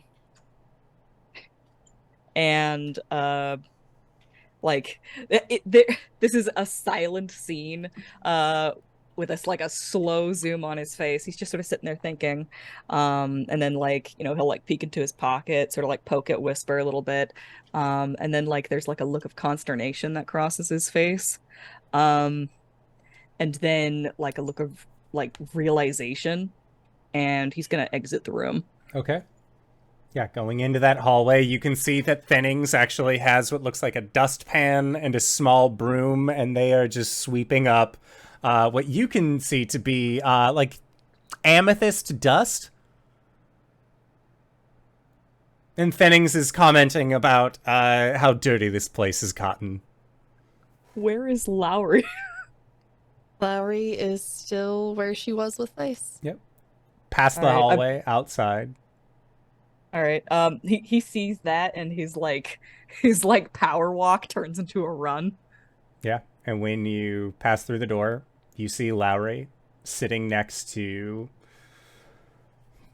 about 3/4 of Vice. Arms missing, part of the horns missing, and that pale whitish skin almost has a like granite like texture to it.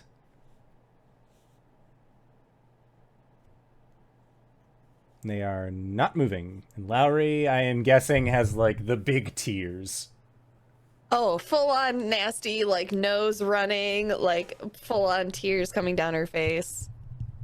Just comes in on a skid on his knees and like checks on him like he's gone. You do not get a pulse.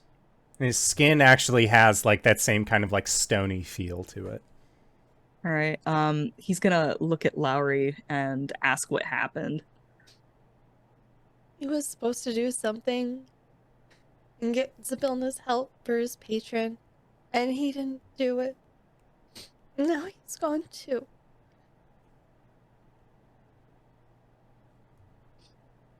He's gonna look at Lowry. He's gonna look at Vice. And if his eyes aren't closed already, he'll just like do it. And he's got like just like the most like conflicted look on his face. And just under his breath, he's gonna say to Vice, "It wasn't you. You weren't the reason. It was me."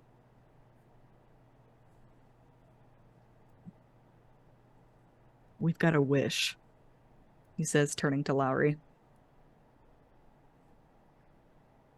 What? Zybilna has offered us a wish.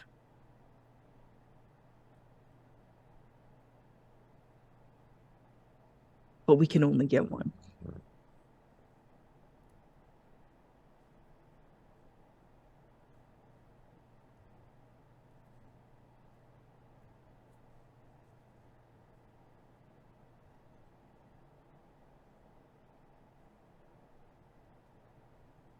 How do we choose?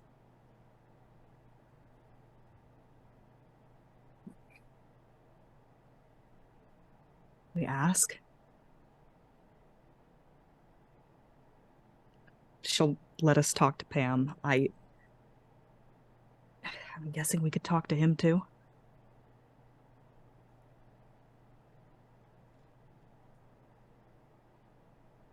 Lowry's just gonna put both of her arms around Vice's neck and squeeze.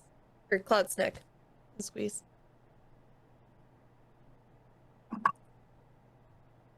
Just gives her a very firm hug.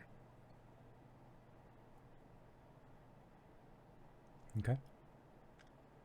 And Balhader, you are chatting it up with an archfey, as you do. Like, Bal is a noble knight of Titania's court. This, like, there's that little bit of rush and nerves, like, oh, I'm talking to somebody's supervisor. This is fucking weird. But at the same time, like, you've done this before. And I would say it's around, like, as you're kind of hashing out the details with Zybilna, door opens and you see Clout and Lowry with the remains of Vice. And Zybilna also sort of looks over and, like, there is a silence that takes the First off, I want to point out that I just heard purring on the microphone. Secondly, so you can see here, if we draw an infrastructure line so that we can get a logistics network sent over to you, and something has happened. Zybilna will stand up straighter. Lowry will recount what Vice told her. Through very, very long sniffles. So you're saying that your friend Vice chose to not get in the way of your quests and sacrifice themselves in order to save this realm? Yes, I don't. Or just to get away from an oath that they did not wish to take?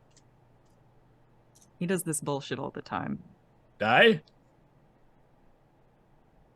I don't really understand it, but I guess.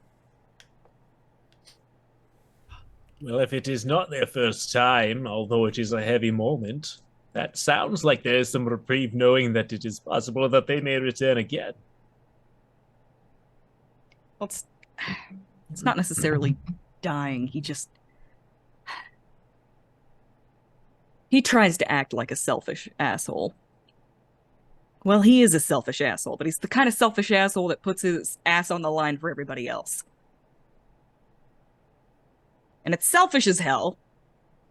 Looked like he left his ass hanging out there and it ended up causing him some terminal consequences. I'm sorry that you are going through this right now. It is bittersweet to reach the end of a story only to lose someone along the way, having come so close to the end.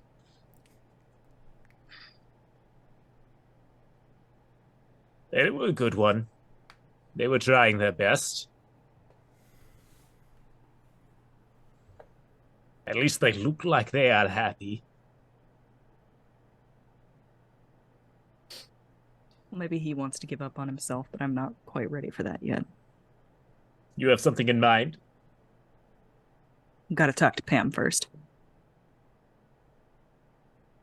Okay. I'm assuming that there's something about to happen with that. Yeah.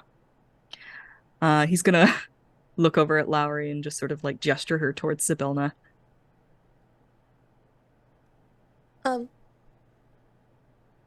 Clout said that you could put us in touch with Pam.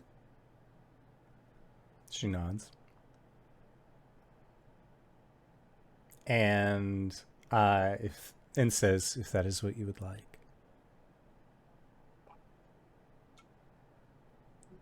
And she will stir her cauldron, and as she does, the steam rises up from it until it kind of coalesces into a decent sized like little cloud above, and she brings a hand and just wipe, and you see that it actually creates more of like a bezel around what would be a screen, and you see a lovely looking field of what could be gold, but upon looking at it, the gold is moving and unfurling with the wind. It seems like some sort of grain.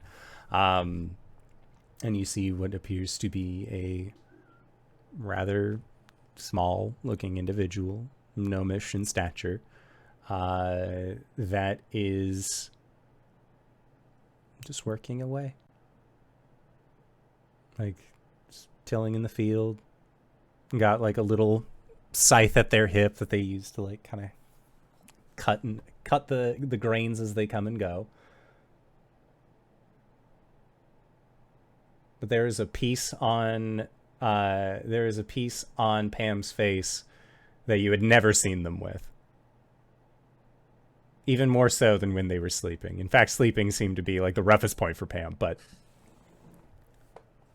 they seem happy with what they're doing. Speak with dead, y'all got 3 questions. Pamferdam? I'm not gonna count that as a question. I was gonna say that would be a dick. That is, we'll say that that's part of the fight alerting. for a second. Yes, okay, you've got 2 left. I have to get Pam's attention somehow, okay? The halfling stops with what they're doing, and as they or gnome, sorry, my brain. The gnome, God, okay. The gnome stopped what they are doing. Small folk, and they reach over to put the sickle they were holding on something. And the vision shifts slightly as they put the sickle on a table that is now there, and they pull off of around their neck a pair of welding goggles with several layers of lenses that they used to wear, and hangs it up. And as they turn around, the field of reeds kind of changes into this really elaborate workshop. There are beautiful clocks everywhere and little toy trains. There are various young-looking spirits moving about, playing with various items in this building. And a well-rested looking Pamferdam Roski turns around and smiles at everyone. Oh, Hi, Pam. what's going on? Why are you here? This is kind of a new thing for me. We wanted to talk to you because we miss you a lot. Oh, yeah, I suppose that's fair. I keep forgetting that I'm kind of dead, so that's probably real rough for you guys.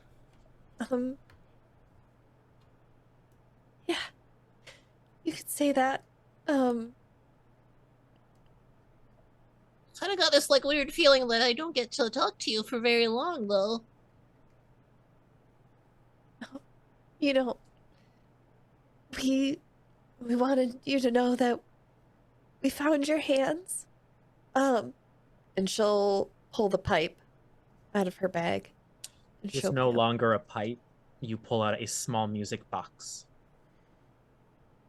Oh, yeah. So, like, long story short, because I don't want to waste a lot of time here, but I don't think she ever really took anything from me. I kind of think it was like there was more going on inside, like my head, and my heart, and my soul, that I needed to kind of look at. And yeah, you given enough of an infinite amount of time, you know, you kind of works through some stuff once you're dead, or you don't and become a ghost. But like, I'm doing pretty all right. So, I made something for you all. Time's really weird when you're dead, and I assume it's also really weird in the Feywild. So some of it might not make sense right now, but like 100 years from now, it'll make sense. I look forward to understanding it in 100 years then, Pam.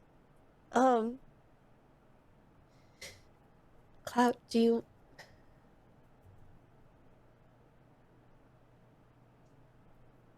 Feel like I can do this 2 more times.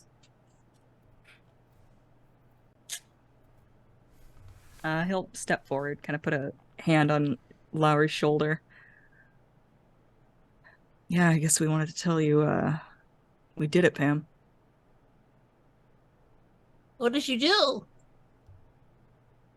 The thing that we set out to do. I got my memories back. And, yeah, it's kind of same thing. It's a little bit of heart, head, mind situation. It's complicated. Well, I'm really happy to hear that. I'm glad you got to figure things out finally. I'm getting there. We have an opportunity to change things. To go back and make it so that none of this ever happened at all. Oh, you like gonna go in time and kill Zybilna? No. And you see, like, Zybilna just sort of, like grimaces, like, big, like, she's on the other side. Like, Pam is not able to, like, she just has it for Clout and Lowry. Okay. Yeah. But you see her just, like, on the other side of the screen, just like, Grimacing. He just sort of, like, gives her... Clout, like, grimaces at her, too. No, Pam. You would have never made your deal. Gone through what you went through, but... it means we can't bring back Vice. What happened to Vice? And Lowry will recount again what Vice told her.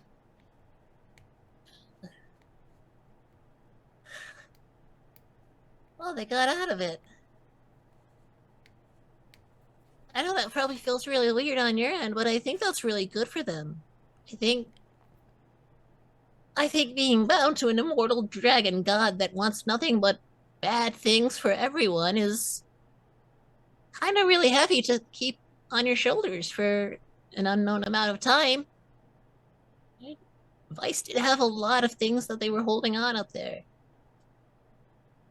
I mean, I was willing to go to war against this thing to help Vice, so I feel like this was kind of a way better solution in the long run. A lot less people had to die. But you said you can bring Vice back. You don't have to go ask the dragon for help, do you? I would strongly discourage that, as well as Vice probably. No, we don't. We just... Zybilna said she can bring a friend of ours back. We only get one chance to do it, one wish spell, and we love you too. I really appreciate that. But you already know your answer, right? Everything that I thought I was there for was all in my head. If I didn't go to the Witchlight Carnival and make a negotiation, that trauma would have unfolded in some other way later. If I changed time, y'all would still have problems then. Right? Clout would still not know what's going on. Good came from this. I'm okay. I'm okay. if Vice wants to live a life free of that burden that they were holding on to, they want to go see their kid without having to worry about a dragon or dragons. Oh, that sounds like a way better option than bringing me back just to feel bad for the rest of my life, and I live a lot longer than some people.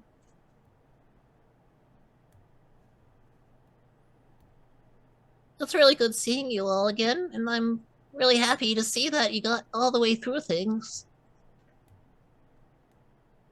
I think I'm gonna be okay here. There are a lot of young souls out in the multiverse that need to be given attention and love.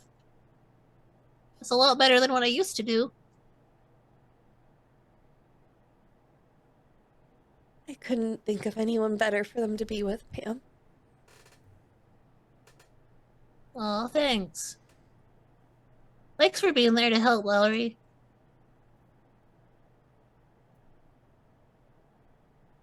Oh, and you open the music box. Always make sure someone is closer to it than you, or else it's like you know.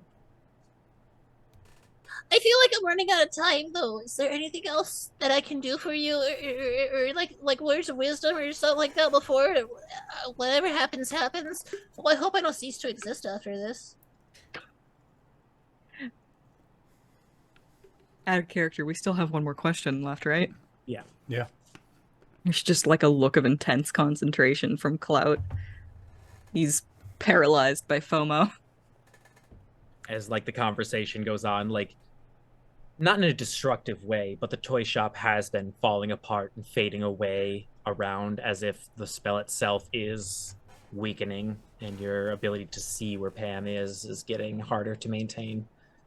Damn it, we've got one question left, but we've already learned everything that we came here to learn. Well, ask something real silly then. Or something that's gonna keep you up at night for the rest of your life. Yeah, I don't know, is there noodles there?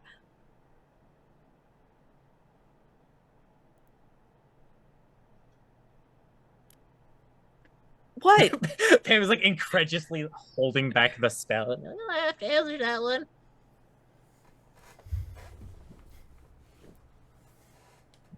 Do you have noodles? Well, there's a noodle god. Anyway, I gotta go. Bye! And the Everything spell fades away. goes back into its Damn it. cloud and goes back into the cauldron. Fuck. Sorry, I panicked. It's fine.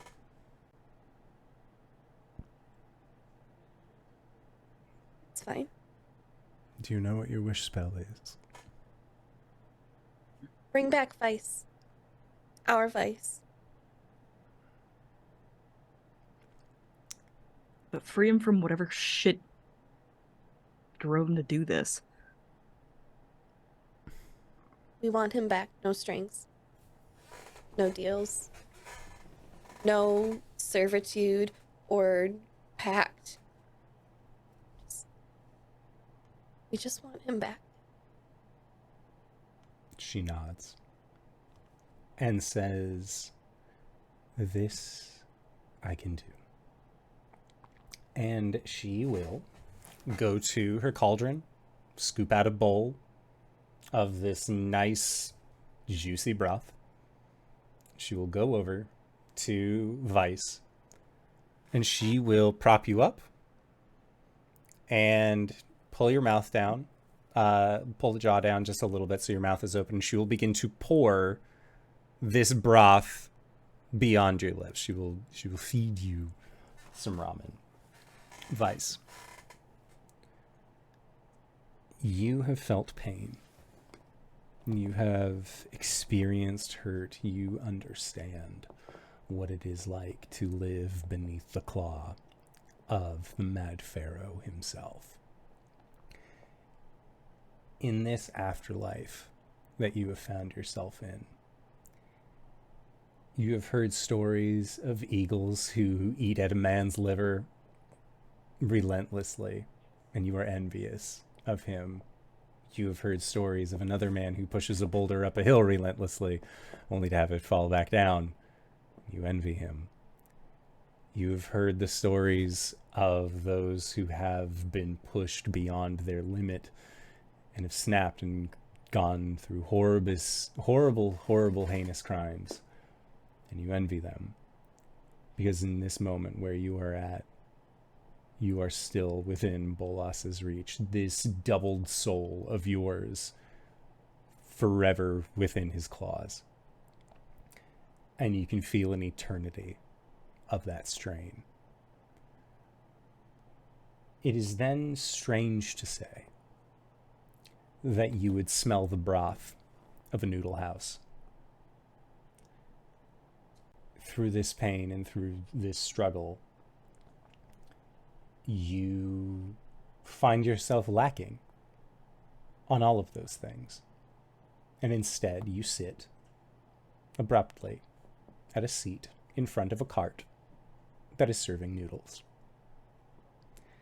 There is a woman who stands behind this cart. You recognize her. You just freed her from stasis, and she recognizes you. And she says, I have been sent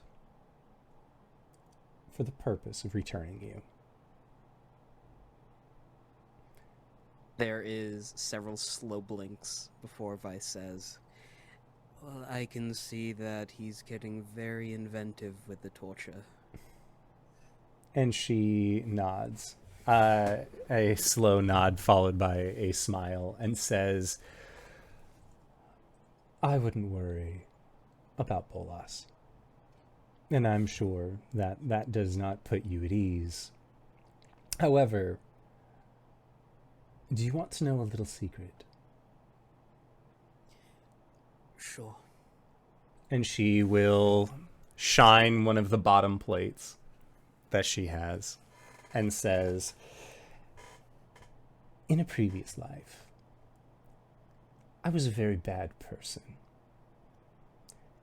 I did a lot of things I'm not proud of, and I learned a lot of things that others might say are, how do I put this? Atrocities, blights against all of man, war crimes is another commonly used phrase. Accidentally bombing a village. Yes. Same hat. Accident.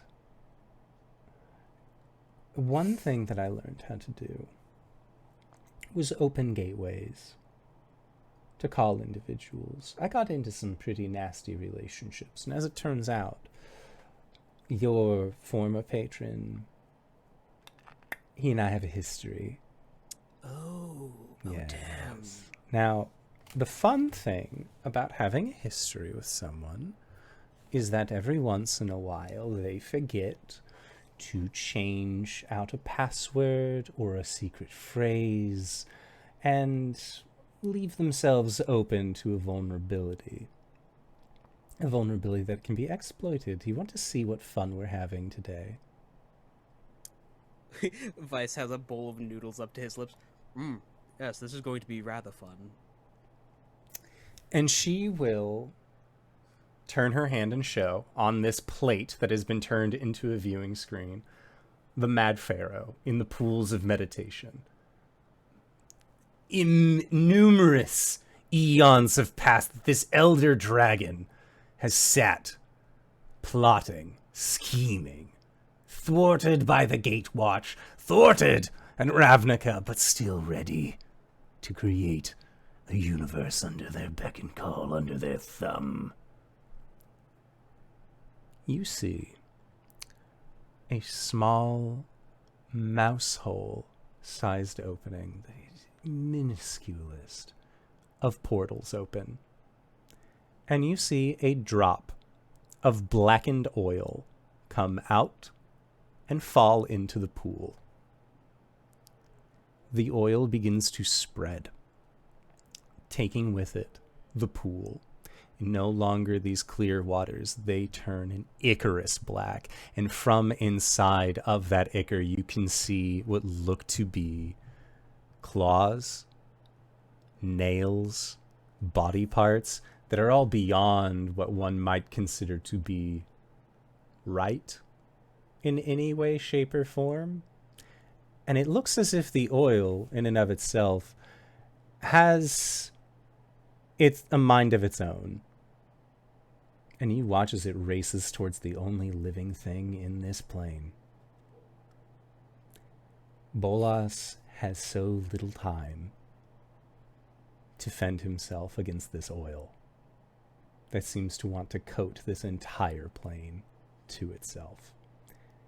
And she turns and looks at you, her white hair steadily turning into a jet black, as she gets a smile. And she says, I don't think he'll be bothering you anytime soon. At least, not as he is now. And you watch as this oil actively begins to creep up his legs onto his tail, and the oil begins to pull Nicol Bolas into this massive pool of blackened oil. Is this plate two-way? And she says, it's better if it's not. Shame that. Clinks the bowl down. I'm sorry. Manners. My name's Vice. Is it? You have a chance in this moment. You were made as a recreation of one Ulysses Growlhund. Do you wish to forever be his walking shadow? Or do you wish to be your own person? I could make you human, I could make you tiefling, I could make you an elf, an automaton, whatever you wish. Do you simply wish to remain Vice? Or do you want to start over? And when she says that, her hair changes back to its white color. Ulysses Growlhund was a lifetime ago, ma'am. I think I'd much rather Vice right now. Then all you have to do is sign the check. And you see that, like, below is like 1 removal of Elder Dragon, 1 bowl of shoyu pork. Total, and it says like an exorbitant amount of gold. 1-time discount code. You freed me, thank you. And then it shows deduction for all of that. TheHypeGoblin, 15% off. Yeah.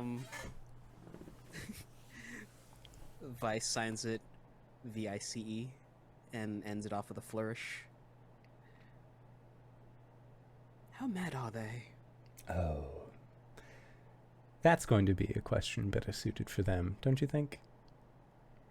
Right. And as she says this, and you slam the last bit of your broth, Clout, Lowry, Balhadur, you watch as color begins to return from Vice. You watch as arm begins to go. As Vice is coming back, the amethyst flakes come off of him, and it's more wooden texture. Okay. Yeah. Your arm grows back. Any damage, horn breakage, anything, all of that comes back. It's full tiefling bone and flesh. Quickly change race. And Zybilna says, I have completed the wish. Your friend is as they are, no strings attached. Their patron is dealt with. Come back. Thank you. She nods and says reciprocity. You have Vice's done much eyes- for us. Sorry. Vice's eyes flutter open. He looks around. It seems to me I've been caught with my pants down. Clout's going to stride over, fists balled, Not the face! Gonna- Not the face! gonna crouch down next to Vice, glare at him, and then pick him up in the first hug today that he's had, that he has initiated. Vice, you will also feel a slight tugging on your pant leg, and when you look down, there is a small Briganock that is giving you a big hug around one of your leggies. Whisper. They look up at you and just wave. Like, just like little, like, Animal Crossing noises coming from this guy.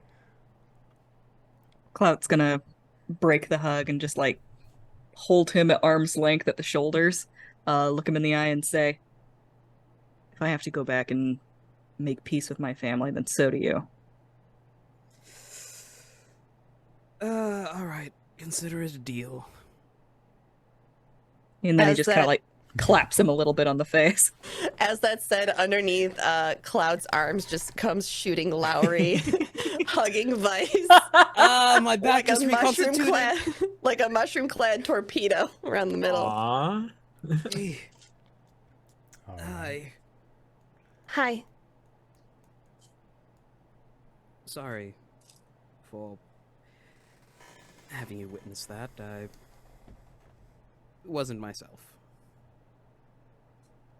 There's just a book that comes out of the bag and presses into Vice's chest. You have to read ahead this time. Vice will hug Lowry. Okay. You said He you made were you not yourself. What? Who are you now? Just Vice. Forever and always. It's good to know you, Vice. It's good to be back, Balhador. You all can call me Morthek. I think you've earned it. Vice offers an arm into the group hug to Grandpa Balhador Morthak. And We'll come and as hug the younglings. your group completes their hug, that is where we are going to go into our epilogue. Now, the only way, as you have used your wish to instead of to return to the material plane to bring back a friend, the only way, there are several ways to get back to the material plane, one of which, of course, is the Fey Beacons. Or taking the Fey Beacons, you will arrive just north of a small town called Saltmarsh that exists along the Forgotten Realms coast. So you may want to possibly check out their local delicacy. It's called claw wine. You might have heard of it. It's delicious. Maybe you might not enjoy it. No! No! But Vice has heard of this. No! but Free me! Free me from this prison! there is a large air balloon with an Acquisitions Incorporated logo upon its side that flies through the sky here in this place. But you have returned. It does not seem like time has passed too much. There would be a moment where you would have to leave behind your dear friend Balhador. Are there any last comments or things that you want to say to Bal? I have an idea. What if you all stay for a little bit and enjoy peace for however many years it's going to take, or decades or centuries, until the Witchlight Carnival opens up again? You can leave that way, and you can get them all young ones. Who knows, maybe you'll find a new party member amongst them.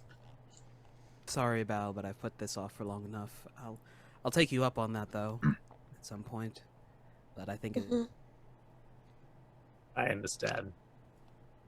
Okay. I am happy to have helped you through all this. I'm glad to see that those that I have met when they were alive, I am glad to see that you have all made it through. I'm glad you got to be with us for a while, Bal, too. It is likely that I will either be incredibly old or deceased by the time you return to this realm. I am already nearing the high part of the bell curve for our life expectancy. Should I never see you again, I'll at least let my family know who you were and what you were to me, so that you will be treated as a guest in the Sealy Court. get the chance to meet your family, we'll sing your praises. You were very indispensable. Be safe. Do good. Make powerful changes in the world.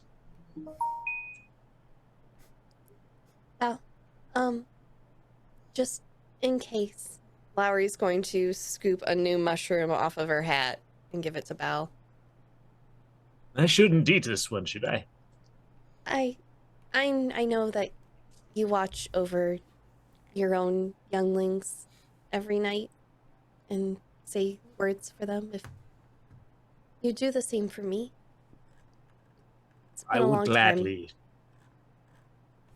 One of my daughters is a druid, actually. I can have them take care of it. It'll be raised nice and healthy, and perhaps one day we'll awaken it and let it find you. That would I'd be like fun. that. It would.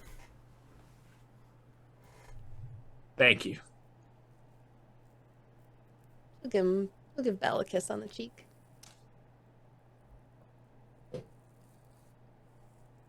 Okay. So, departing from your friend, returning back to the material plane, where do you go? Vice, Clout, and Lowry. We're in the salt marsh. We could take a boat down to Waterdeep. That'll knock Okay. off 2 things. Oh, by the way, Miss Moon. Uh-huh. That's me. I know this is a bit much, but recently I've become a free agent. Uh-huh. And every warlock needs a patron. Okay. Blink, blink. blink back advice. Will you Clout's gonna be my kind of push her. Will you be my warlock patron? I have no idea how to do that. Yeah, You cut out what? I said, oh, we'll figure it out. Oh, okay. I'll know how to sign I contracts. don't mean to impose, but I don't think I have found anyone as qualified. I've recently gotten into my head to make some changes in the world and be there to help. Okay. We'll figure it out. Okay. And as Vice and Lowry figure out what to do with this whole patron thing and Clout, you have a good understanding in your head of what you need to do to clear out all the fuzzies that have still existed in your head. You hear and feel a little scurrying inside of your chest pouch, and there's a small Briganock that has decided to join you for the ride. Would you have opened the music box at any point? Yes. Just because I want to know. Now that you've mentioned it. Yeah. Okay. If Lowry is the one to open it, can you make a charisma saving throw?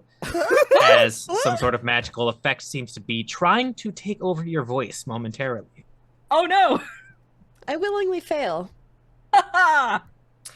In Lowry's own voice, the party hears a song come through as the music box has a little like tiny clapper claw like rotating in a dancing like motion as it starts singing, "Listen, children, to a story that was written long ago of a castle in the Feywild that went missing long ago.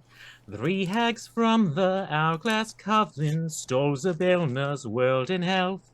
Then the proof of fools arrived to tell them they were here to help."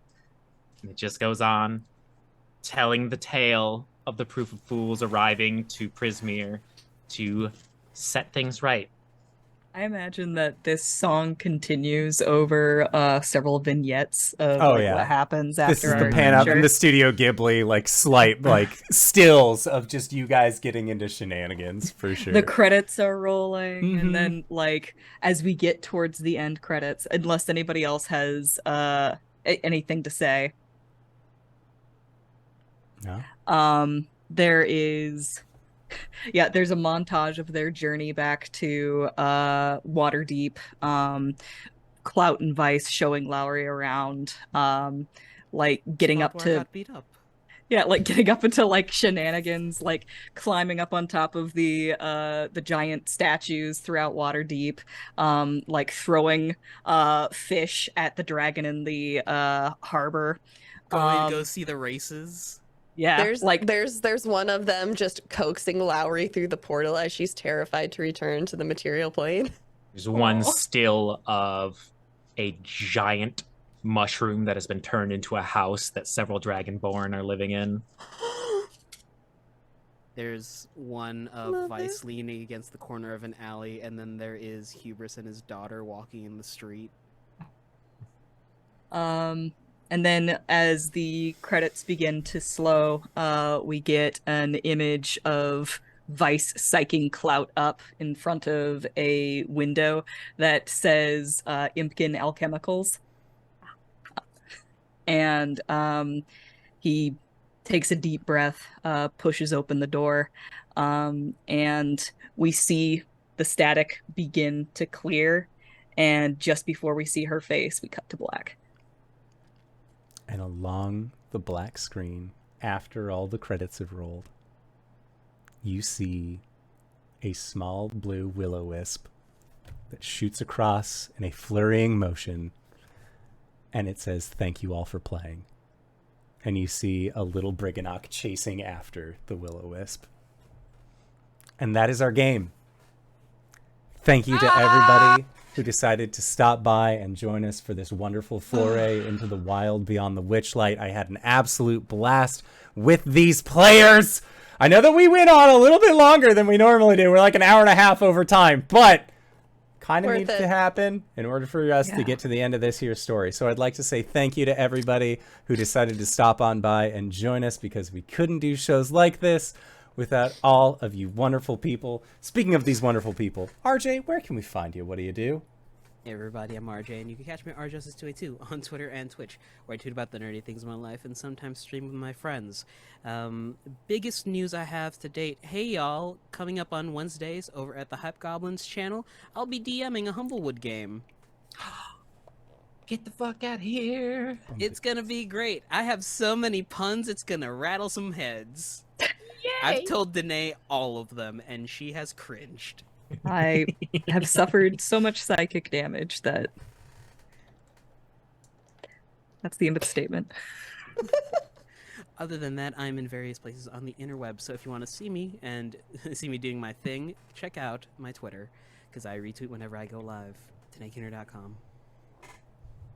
God, that means it's my turn. Hi everybody, I'm Sarah Roberts, aka the Hype Goblin. As RJ said, coming this November, we have a Humblewood game starting up on my channel, featuring a lot of really cool players and some adorable character art by the wonderful Satan, aka Alyssa Vamp. You can find me throughout the week playing D&D and other TTRPGs. My schedule is currently slowing down, but stay tuned. There's a lot to coming this spring, because, you know, I just need a break, and then I'm going to be full force, baby. DanaeKeener.com. I suppose this is the last time I'll be using this voice for a long time, so I should exit with it. I am no longer Balhadur Morthak, nor am I Balhadur Arthak, or Balhadur Shun. I am Mediaflare. I am a voice actor and streamer. I have been losing time on streams lately as I am slowing down myself, but I am looking forward to trying to make that change soon. There's an upcoming Friday game, should that ever actually happen, that I hopefully will be showing to all of you. My DMs are open for those of you who would love someone to run some games or play as a character in yours.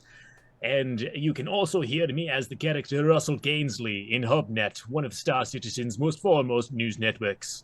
Thank you all for listening. If you would love some fantastic character art, much akin to this lovely chungus up there, DanaeKeener.com. Well, hey, I guess that's me.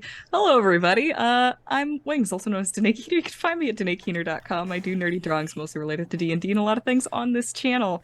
You can also find me at Danae Keener on Twitter. You can go check out my schedule, see all the games that I'm playing, and I'm going to have to update it now. Anyway, DanaeKeener.com. And if you've made it this far, you probably already know who I am. But if you don't, hey, Acorns, what's up? It's me, your buddy, your pal, your friend, the Indoor Adventurer, the showrunner here at twitch.tv/Indoor Adventures. We do shows like this currently on just Mondays. It's the only show that didn't end within the last week and a half. So right now, Mondays, 5:30 p.m. Pacific Standard Time. We're going to be changing up some dates. We're going to be changing up some teams here in the near future. I need to wait for my work schedule and for my life schedule as I am moving at the end of the month to balance out. But once I'm in my new office, once I have my new shit all set up, you can again check out other days throughout the week. 5:30 p.m. Pacific Standard Time. If this is your first time joining us, you can go to youtube.com/Indoor Adventures to check up on all of the VODs of each of the games that we have played up until this point, or you can go towards where anywhere audio casts are being made available for free. You can find us there under the same moniker. But speaking of things that are being made available for free, we are going to be going into our Patreon-supported after show called Nights in the Courtyard, where we answer questions not only from each other, but also from the community. So if you have any questions from myself or any of these other fine folk about what you saw here tonight or about the rest of the campaign, feel free to join us on that there Patreon. But for now, we are going to be going into our break between here and Patreon. So I'd like to say once again, thank you to everybody who decided to stop on by. Thank you to these players for putting up with my bullshit week after week after week. I had a blast playing this game, and I'm really excited to find out what we all do in the future. But with that, good night, everybody. Thank you for joining our game. We'll see you all next time. Bye-bye!